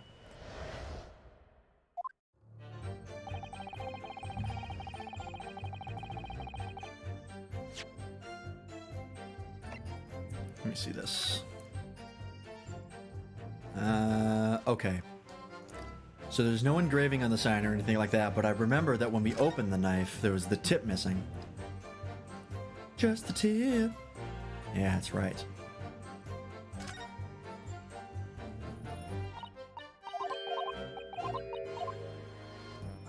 Okay. So that is going to be the deciding factor, I think. I just need to figure out how that will work. Okay. Let's see here. Not canister over and set fire to the carpet. Soon had it out though. Got the window open. Meanwhile, I was picking up whatever I could find to throw at him. Let's press that. And even though the room was on fire, As far as I'm concerned at the time, it was more important to extinguish my anger than the flames. When a woman wants to throw, she must throw. That is most certainly not true of a Susato takedown, Mr. Naruhodo. how did she know I was thinking that? She can read minds. We've established this. So please cast your mind back and try to remember.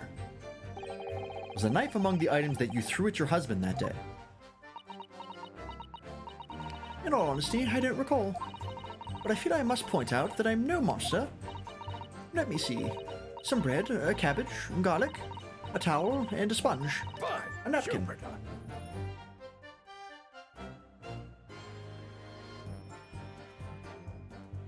You fool! Excuse me. Do you have something to add, sir?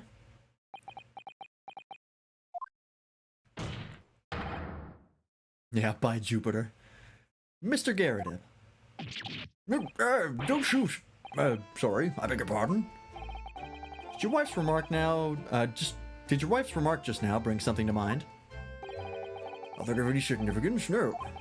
Just that the barrage of projectiles the old thing launched in my direction was somewhat more solid than she implies. Books and bricks, and the fire poker I seem to recall. Ouch.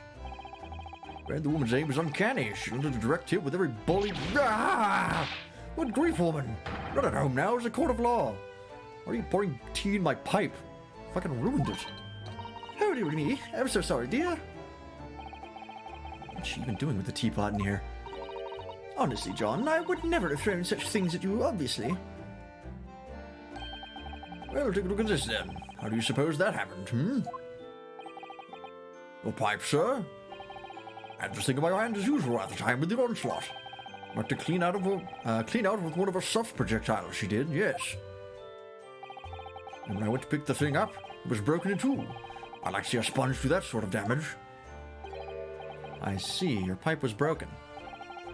Never have been set flying unless it was hit by something pretty solid. Anyway, I've managed to bandage the thing up for now. Ah, you are one to exaggerate, aren't you, dear? I wonder what we should make of this account. It's important. Ow. The defense believes Mr. Garrett's remarks just now due to be of great significance. Objection! Miss Warverden's words only tell us one thing. Betray a fiery wife, and pipes, as well as hearts, may be broken. Sentimental wisdom, perhaps, but hardly worthy of adding to a formal testimony. Indeed, common sense, one might say. Might one? In that case, would you at least permit us to examine the pipe, sir? That where we're gonna find the tip of the knife? Well, I don't see why not. Oh, dearie me. There you go again, trying to ingratiate yourself with a young lady. Very well, the court will accept the gentleman's pipe as evidence.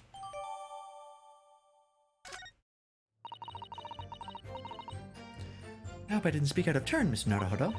I was just feeling rather disappointed for you that your request was turned down. No, it's fine. Thanks to Susato-san, we have some new evidence to work with. We should examine it carefully. Well, thank you for that. Rebuttal, Mr. Garrett. Now, if we can return to the crux of the matter. What can you tell us about the court about the knife used to attack the victim? Place can't say notice 1 and 2 went missing, I'm afraid. Let's investigate. Don't present.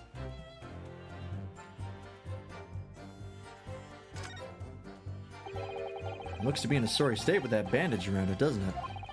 But for some reason, it feels slightly ominous to me, like it's trying to shout out a warning. Probably because it's the same blue as Mr. Garrett's dressing gown. I suppose it must have considerable sentimental value to Mr. Garrett. That's the wrong voice. Given that he's gone to the trouble of repairing it like this. Either that, or we can't afford to replace it.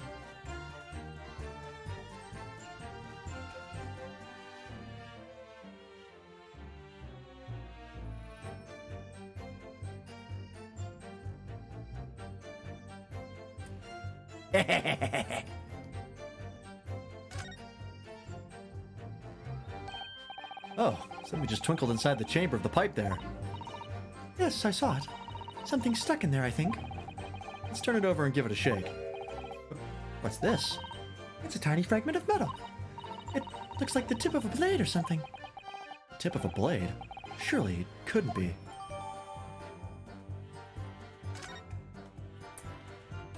Yoink!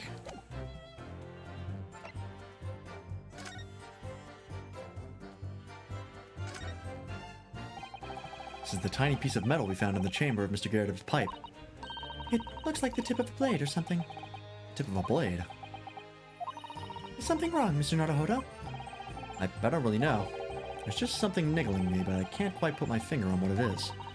Perhaps in that case, it'd be wise to examine some of the other pieces of it. Okay, I do examine the knife. It was one of the two.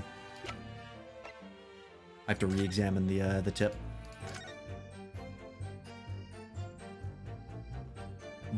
Bingo! Oh, look here, Mr. Naruhodo. Just at the tip. A small piece of the blade appears to be missing. Wait, part of it's missing. I could be wrong, but I've just got a feeling. You remember this? Ah, that's the tiny fragment of metal that we found inside Mr. Garrett's pipe. Yes, and I just maybe... Oh my, it's a perfect fit. Somehow, I just knew it. Bingo! It's a perfect fit for the missing tip of the knife found on the victim's back. If the bally thing in the victim's neck is really one of ours, he'll have a job proving it, I think. Oops. It's a perfect fit for the missing tip of the knife found at the victim's back. Objection! Mr. Garadeb, could I ask you to take a good look at this, please? You can ask, but I can't see a bally thing. You can't? Used to call me Jedi Dev back in the regime, of course. But that was some time ago now. When I'm trying to enjoy a large print book by the fire these days. I struggle to tell a B from a D and a P from a Q, to be honest. Oh, he does. Dearie me, it's rather wearing being asked about every other letter and every other word. You must D very does he. What is that? A tiny scrap of metal. Yes, almost certainly from the tip of a blade. Ow. And what may appear at first to be just a tiny scrap is in fact a crucial piece of evidence. Interesting. And where did the defense come by this evidence? It was lodged in the chamber of Mr. Garadeb's pipe. My pipe, you say? By Jove, I wonder how that got there. And what precisely does that fragment of metal signify, Counsel? Are you suggesting that it is in some way related to the matter of the stabbing on Briar Road? Ow. I am. What? When put together with another piece of evidence already in the court record, I believe this tiny fragment of metal will unravel the whole truth of this case, my lord. Why? Oh my god. The back of his robe is burned. You can see his underwear.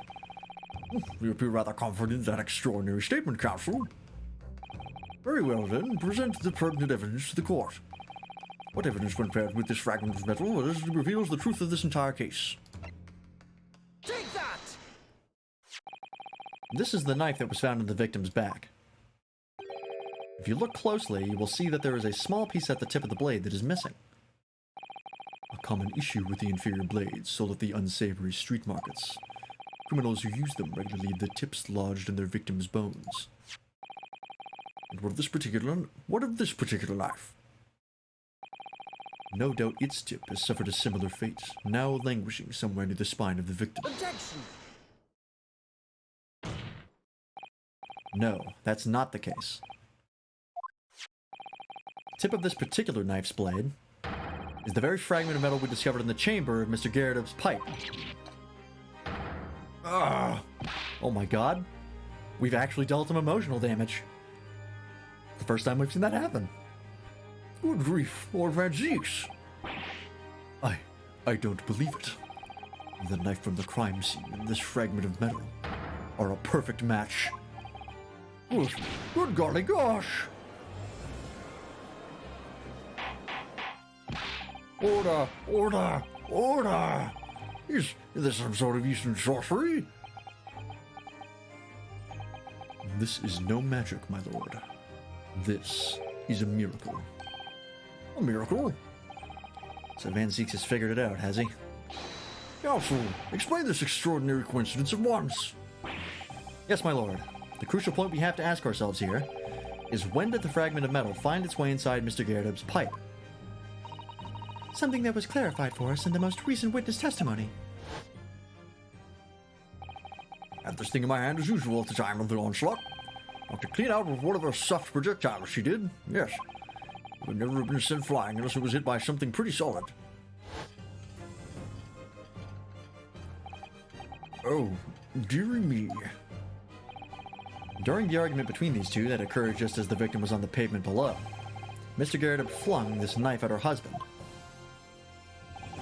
However, the knife missed Mr. Garadeb, instead striking the pipe on his hand at the time. Which caused the tip to break off, of course. Good lord. Yes, and that is when the tiny tip of the blade found its way inside Mr. Garadeb's pipe. The chances of that are 1,000,000 to 1.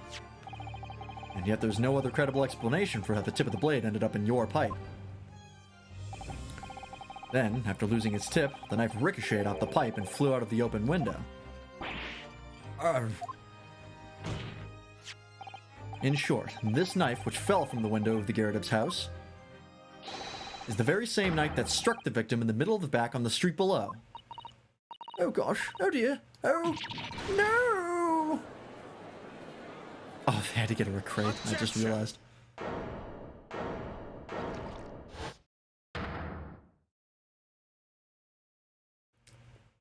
Just have to get a little bit buzzed. Helps me work. A full-bodied theory, I'll give you that. A complex bouquet of seemingly trivial points plausibly arranged to create an almost passable vintage. Allow me to toast my learned friend's characteristically Nipponese approach to bottling his argument.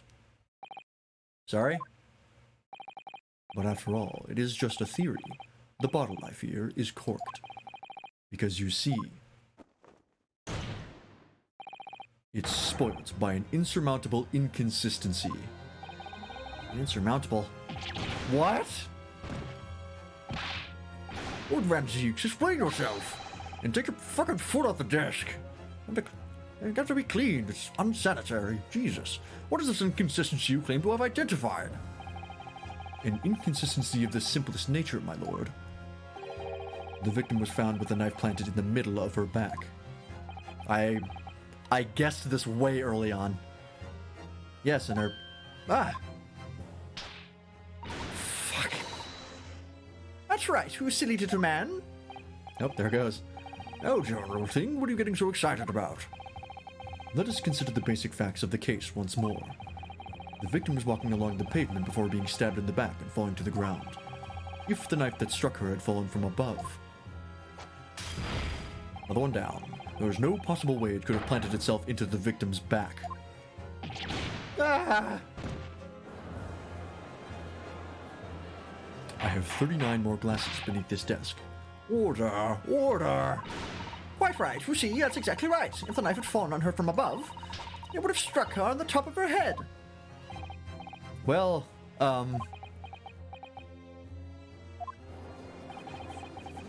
He's lost for words, look.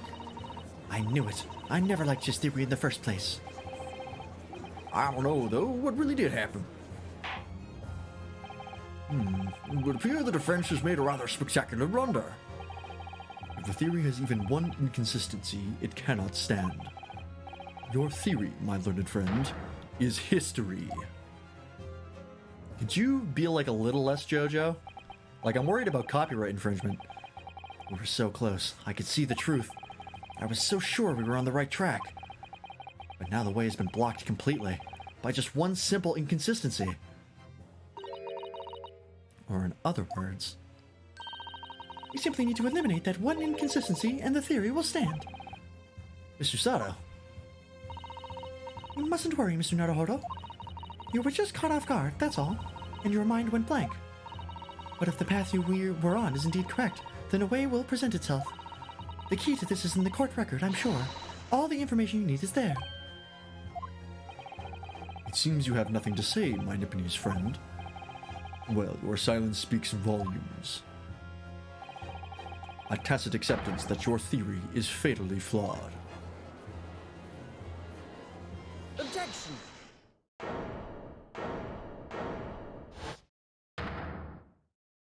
Said that with his head down. Objection. This inconsistency doesn't mean I was on the wrong track. It means that I need to sharpen my mind and dig deeper for the truth. It's a test. Ow. Yes? If the knife fell on the victim from above, there's no way that it could have hit her in the middle of her back. Under normal circumstances, that is. What are you implying? Counsel? There is a piece of evidence in the court record that can explain this inconsistency. I can explain how the knife that fell from above could have pierced the victim's back. We already have the answer. Goodness. Utter madness. Surely this must be the last time. Counsel, present the evidence of which you speak. This is the last inconsistency, the final piece of the puzzle. If I can successfully make sense of this, the truth will be laid bare at last. The evidence that explains how the falling knife became lodged in the victim's back is... I think it's the book. Or is it specifically the hand? It might work for both. But I think it's specifically the hand. Take that! Yep. This, the fourth book found at the scene. Yeah, okay, you definitely could have used either. They both reference the same thing. This is the final piece of evidence that the defense will present. The burnt book. Is that not Mr. Garrett's book? Yes, and to understand its significance, we have to consider how it came to be at the scene in the first place. This photographic print clearly shows the book in question, and the victim holding it in her hand. But as we all now know, it was the police constable that put the book between her fingers like that. Quite so, as part of his also transporting of the crime scene to the opposite side of the road. That's true. However, as part of his testimony, Constable Beat made an extremely enlightening statement on that point. But what made you place that book in the victim's hand? Oh, well, sir, that's because that's how I found it. When we first ran over to the scene, the victim was already holding the book. So, when I moved everything, I made sure it was still in her hand. In other words, the victim had already picked the book up of her own volition. And clearly, that must have been before she suffered the knife wound. Well, I should say so. After being attacked with a knife, I don't imagine she'd have been doing much of anything. So the question becomes, why did the victim have that book in her hand? Why, by jingo. I think I'm beginning to see what may have happened now. Oh dear to me. We know that the book fell from the top floor of the Garrett household onto the pavement below, at precisely the moment that the victim was walking past. Yes, that's exactly that moment. The young woman was walking along the street in the light fog, when all of a sudden, a book fell right in front of her. The book I threw. Yes, Mrs. Garrett. And what do you think the woman did? What would you do if you were walking along and suddenly a book landed in front of you on the pavement? Well, I really can't imagine it. But I suppose she might have reached down and picked the book up. Ow! Yes, that is exactly what the woman in fact did. She picked up the book. Oh heavens! And when the woman reached down to pick the fallen book up, what position would her back have been in? That's right, facing the sky, completely and utterly defenseless. Then, in the very next moment, whilst the woman was still bent over picking up the book,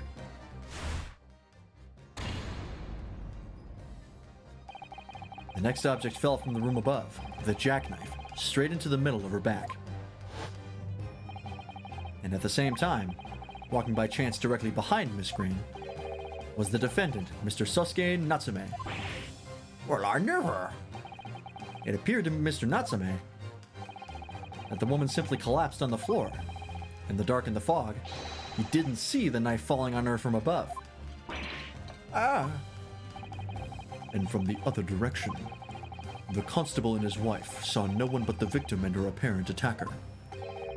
So there never was a real culprit to run from the scene in the first place.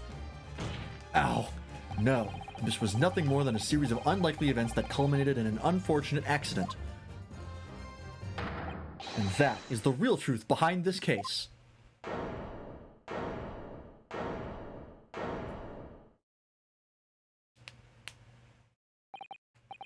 Well, Mr. and Mrs. Garrett,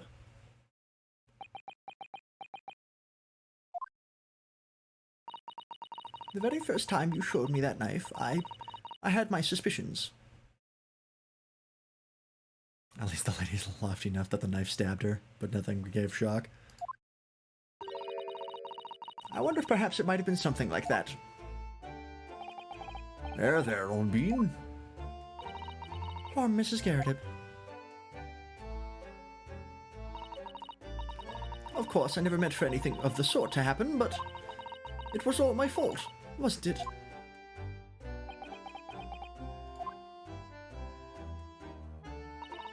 I take full responsibility. I let my anger get the better of me. I threw that book. And I threw the knife as well.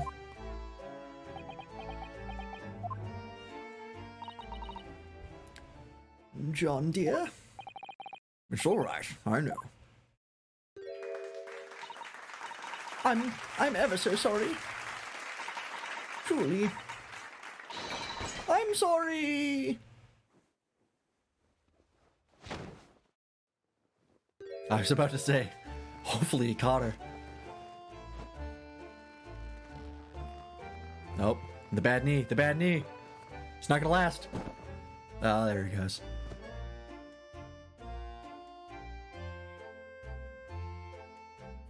That could have been a bad fall. She was up on a crate.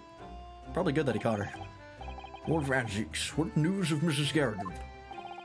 She's been taken to the infirmary. It would appear that today's events had left her in an especially flustered state. However, I believe she will recover in due course. There is no cause for concern. Yes, unbeknownst to themselves, they caused what could easily have been a terrible tragedy. They shall have to prepare themselves for the consequences of their actions. There is some good news, however, my lord. I have just had word from the hospital where the victim is being treated. Her condition is improving steadily, and the doctor believes she will regain consciousness soon. It's strange. We've been talking about the victim all this time, but we've never once met her. How wonderful. The woman is out of danger, it seems. Yes, that is good news. So, Mr. Sasuke Natsume. Do they have that kind of medical prowess in that age? I mean, they can probably tell if she's improving. I don't think they know beyond that, besides just like, she looks better. Less pale, I guess. Yes. On behalf of my fellow countrymen, I would like to take this opportunity to beg your pardon, sir. You came from your distant eastern homeland to study our great British culture, and have been repaid with immeasurable unkindness. Please accept our heartfelt apologies.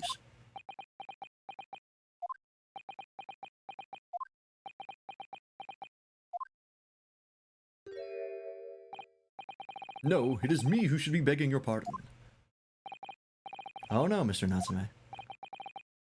That evening, when the young woman just collapsed on the pavement before my eyes, I jumped to the wrong conclusion again, in my confusion. I had to find his voice. I forgot what it was. What conclusion, sir?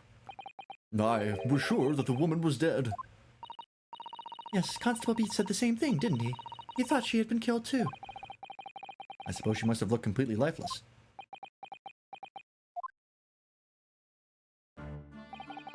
It's been about a year since I arrived in Great Britain now, but I still can't get used to life here. I can't relax. I'm sure there are evil spirits lurking in the fog, like they're haunting me. Or Sasaki-san. His imagination really has got the better of him. Yes, poor man. So when it happened, I thought the young woman had been taken by the fog spirits. I should have never dropped my books like that and run away. I should have called for help, for a doctor, for the police.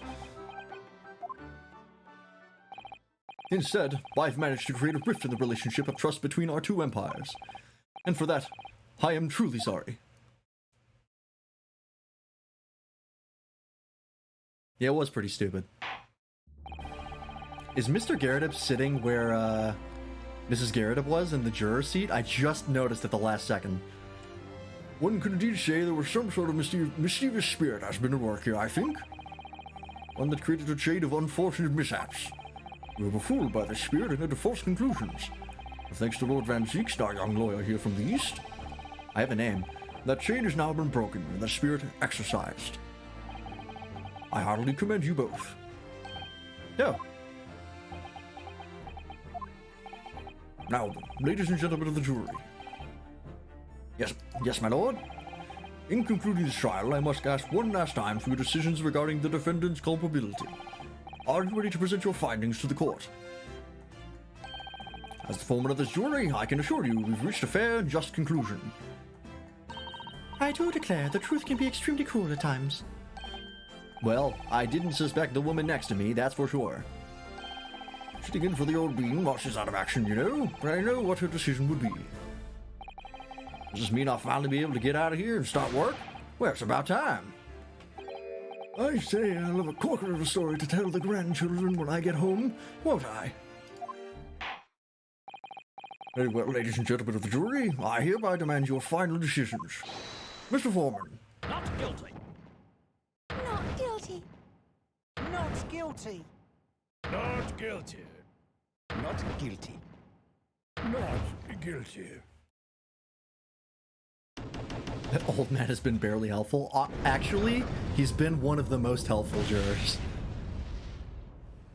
There were, I think in both occasions where we had to do examinations of the jury, he was one of the people we had to press. And, like, we actually got good information out of him. Ironically enough, fair play was useless. Very well, Mr. Sosuke Natsume. I pronounce you... Not guilty.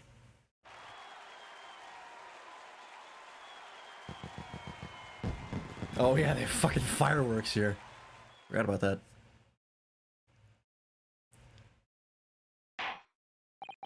And finally, Mr. Natsume. Oh, yes, Mr. Lord, sir. You are now a free man once more. It's my hope that you will continue to further your education in British culture. And may you never again be brought before me. Oh, yes, sir. Of course. Oh, my life. On my life, I'll swear I'll never set foot in the courtroom again. I'm transported to tears. Thank you, counsels. Court is adjourned. It's like the conclusion could have been come up with halfway through the damn trial. Yeah, I figured out what happened like a while ago. I just couldn't prove it. I had to really jump through some hoops to get it to prove it. 20th of February, 3:70 p.m. The Old Bailey, defendant sent shipper. Oh, locum. Wait, you mean me? Of course. Is there another locum here? Is there even one? Compared to the original locum student, Mr. Naruhodo Esquire, your name has become rather short, hasn't it? What's wrong with using my actual name? Oh, at last, I'm free, joyful, joyous, jubilant, jubilation. Heady, hearty, happiness, hurrah! Oh, I am pleased. Mr. Natsume is delighted. Would it be so hard to just say that then? Locum, you did it. You saved me from the rink. Well, what happened to the poor woman who was in no way your fault, after all? The question is, will the fuckers die? It's exactly what I'm thinking, is how is this guy gonna end up dead? I'm just glad everyone can see that now. No, not that. Lovely, loyal locum lawyer. Yes? I mean, as I said before, I've just never gotten used to life here in Great Britain. Every time I look over my shoulder, I see foreigners. I see towering brick buildings. Then from high up windows, I see them looking down on me, laughing. Look at that little hunchback. Oh dear, I'm sure it's all in your head, Mr. Natsume. But today, you, locum lawyer, gave me my gloom the boot.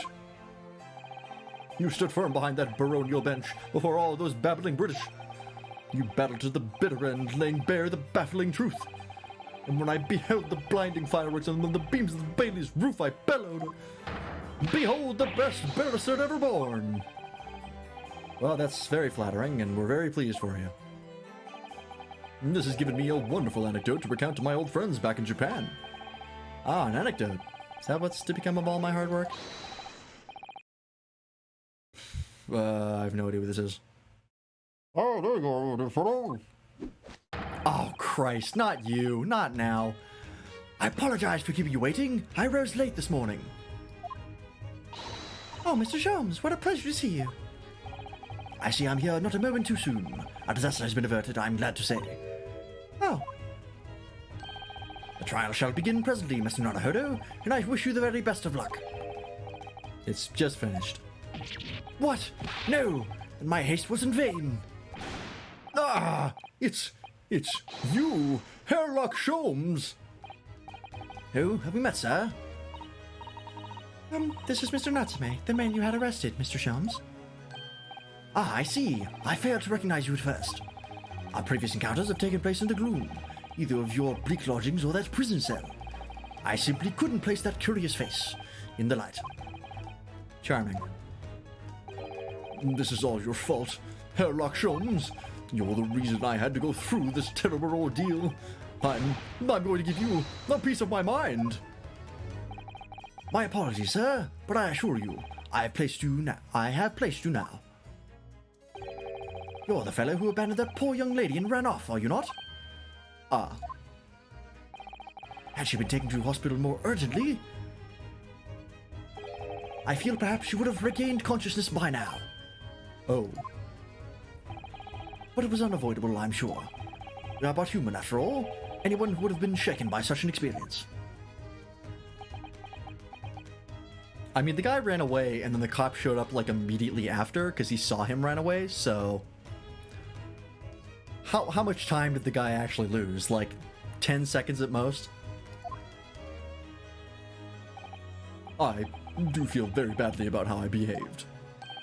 Well, never mind. Now then, what was it that you wanted to say to me, sir? Nothing. Priceless. Oh, I am sorry, really, but... that was quite priceless. Poor Soseki-san. Still, on the bright side, you've had an extremely entertaining experience without paying a penny. 15 minutes? I mean, he would have had to go to the police as well. So, I guess unless... if he had been there, then Rolly wouldn't have done what he did. So I guess, yeah, maybe. It was... I mean, it was a dumb thing to do anyways. Still, on the bright side, you've had an extremely entertaining experience without paying a penny. And, it would seem, you were not even found guilty. But there is no bright side. Whatever do you mean, Mr. Natsume? Even after this, I'm still cursed by the spirits, and now by the Reaper. Ah, Lord Van Zeeks. I haven't forgotten, you know, what facing that man in court means. Even if you're not found not guilty, you're still doomed. It will be all right, Mr. Natsume. If the Reaper appears trying to make trouble, I will protect you. Hiya! With a perfectly executed Susato takedown. Much as I like being turned on my head, a bit of warning might be nice next time, Miss Susato.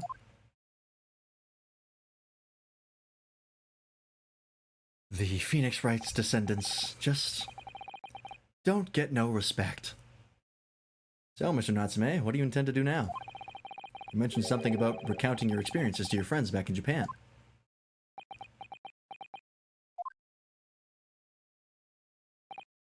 Yes, I intend to return to my homeland soon. Oh, Are they descendants? Yeah. Ryunosuke is a ancestor, distant relative. Ancestor's a bit far. Distant relative of Phoenix Wright. His name in Japan is Naruhodo. Or his family name, that is. So, this is a distant relative. I'm not sure this is in the when? Fuck, I forget the year. I think they stated it, but I forgot what it was. So probably like a grandfather or great-grandfather, depending on the year. Unless it's in the 1800s, in which case it's probably like great-great-grandfather. Basically old, yeah. It has already been a year since I arrived here in Great Britain. I've visited universities, libraries, bookshops. I've been honored with the tutelage of professors. I've learned so much about the wealth of literature here and the city it has shaped. Then I've come to realize that it is my calling to sail home and tell my fellow countrymen about it. it's very touching, Mr. Natsume. Or in perhaps less veiled terms, you wish to withdraw halfway around the world to escape the terror of the Reaper's curse. That's not it at all. The more I learn of literature, the more this strange feeling claws at my insides. I feel compelled to return to my roots and attempt to pen a work of my own. Oh, I see. A work of literature by Soseki-san. Could be an interesting read. And what about Miss Susato and yourself, Mr. Naruhodo? Sorry, what about us? Will you return to Japan alongside your mustached compatriot? Why would we? A week has not yet passed since we arrived in London. And only now does it feel as though we have finally found our feet, right before the final case of the game. And you are accommodated in a hotel at present, are you not? That's right. We need to find lodgings before it bankrupts us. I've calculated we can only afford another 10 nights before our entire budget is exhausted. Well then, you could take my lodgings. Oh, the windowless room? Ah, but what it lacks in windows, it more than makes up for with a floor, a ceiling, and walls. Great. And of course, I'd be happy to leave behind the accursed evil spirit. Oh my, an evil spirit. Oh yes, it tries to suffocate you while you sleep. It's an infallible wake-up call. Well, think about it, if that's alright. It's this fucking cat. Sleeping on his face. Perhaps I can offer a more welcome alternative. Would you consider taking lodgings with me? Really? Well, a vacancy has conveniently presented itself. Though it is up in the attic, I might add. Are you sure it isn't just a storage loft? I spoke with the landlady this very morning on the matter of price, and Iris is cleaning the room as we speak. You must come at once. I presume you have no luggage to speak of. Oh, this is simply wonderful. What an honor to be invited to taking lodgings in the great detective's office's attic. I'm too overcome for words. So suggesting we look elsewhere is out then. Then it's settled. Iris will prepare a welcome dinner this evening. And you must come too, Mr. Natsume. I insist. I don't know what to say, but thank you, and yes. Wonderful. Then I'll go and complete the paperwork for your formal release, Mr. Natsume. It shan't take long. Somebody's happy.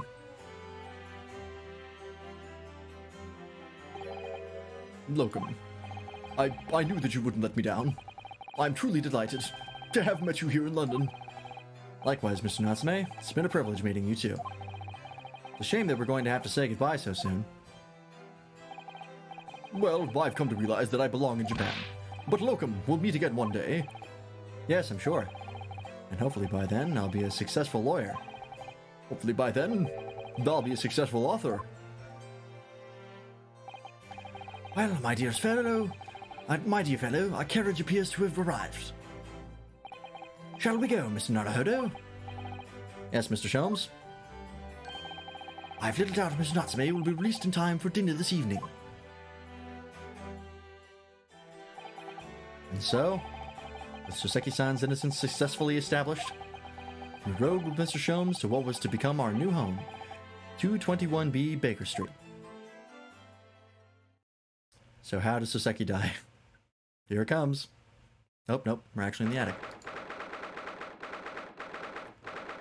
20th of February, 4:41 p.m. The attic room.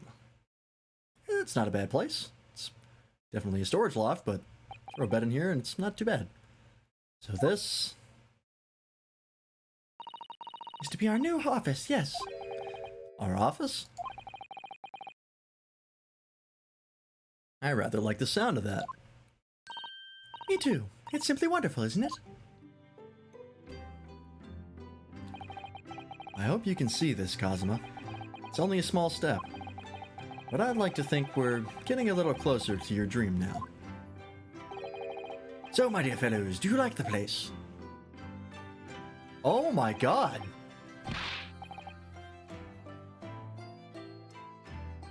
I mean, he wasn't a bad looking dude, but that hair does wonders for you, sir.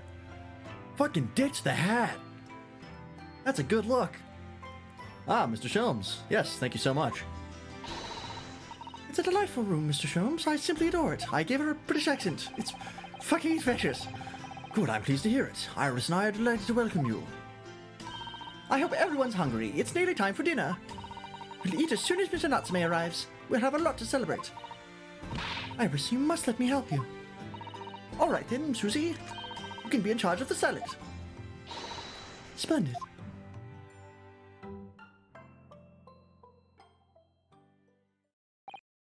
So, Mr. Naruhodo, how does it feel to have your own office in the capital? Very exciting, actually. Can't help wondering what adventures await us. Those were precisely my sentiments when I first established my office at these premises. Until I discovered the dark truth about the city of London, that is. Sorry? London is a glorious place, full of wonder, opportunity, prosperity, and mirth. But the brightest of lights casts the darkest of shadows. Shadows? What do you mean? Well, I believe you're well aware of the murkiness that lies behind London's facade already. So, once again, Mr. Naruhodo, welcome to London.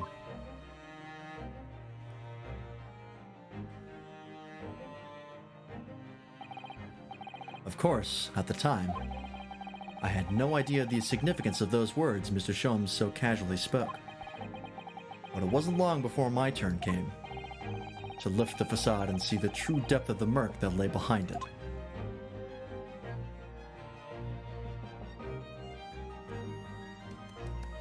Yay! Oh, that was good. That was a good one. Only stumbled in a few spots and was otherwise pretty straightforward. I did figure out exactly what happened, like, quite a while into the trial. Like, halfway through, I was like, oh, that's what happened. And then I had to fucking prove, like, 5 different things. The Adventure of the Unspeakable Story. That sounds super interesting. But it is 12 o'clock. This is a perfect stopping point, so this is where we're going to be ending for tonight. So thanks everybody for watching. Tomorrow we'll be continuing the build of the HG Zabanya. So we didn't die? We don't know. Might be at the beginning of the next episode we find out. We're not sure. We'll find out. But yeah, we should be finishing the HG Zabanya. I don't think we have that much left. So we might even actually finish early, in which case we'll probably start on the Freedom Gundam. Freedom 2.0. Which should be pretty fucking exciting. I'm super hyped to build that. I was hoping to get some tools that I wanted to order. But I haven't been able to order them because I needed a PayPal account, and to register it takes like 7 days. And it's still not registered. So, unfortunately, it's probably not going to show up for the next 2 streams. Which, is unfortunate. Because, it's basically a thing to get rid of nubs. And it seems to do really good work, and I would love to do, like, a really good job on the Freedom, and, like, not have to use just the file I have. So... there is the possibility of building another kit. We could build the Garibaldi Rebake just as a thing while we wait for those tools to come in. I don't know, we'll see. I'll see if I can get the PayPal account like verified finally. I'll check after stream actually to see if it's verified, because it takes 7 business days, and I did it at the beginning of the week. I did it on a Sunday, so like at the end of the week it should be done. And if it's not done by the time I check, I might contact them and be like, fucking hurry up please, because this is ridiculous. But anyways, that'll be tomorrow. That'll be announced on the Discord as usual. I won't be streaming again after that until Sunday, but Matt and John will be streaming on Sunday and Monday, or actually, Matt will be streaming on Sunday and Monday. John will actually not be streaming. There's no stream this Monday. He's busy, whatever he's doing. So now you know. But anyways, with that in the bag, let's go and see who's online. Who is up?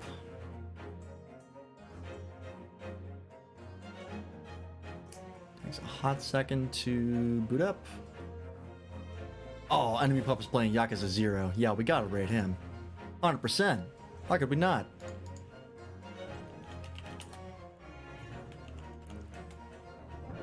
Love me some Yakuza.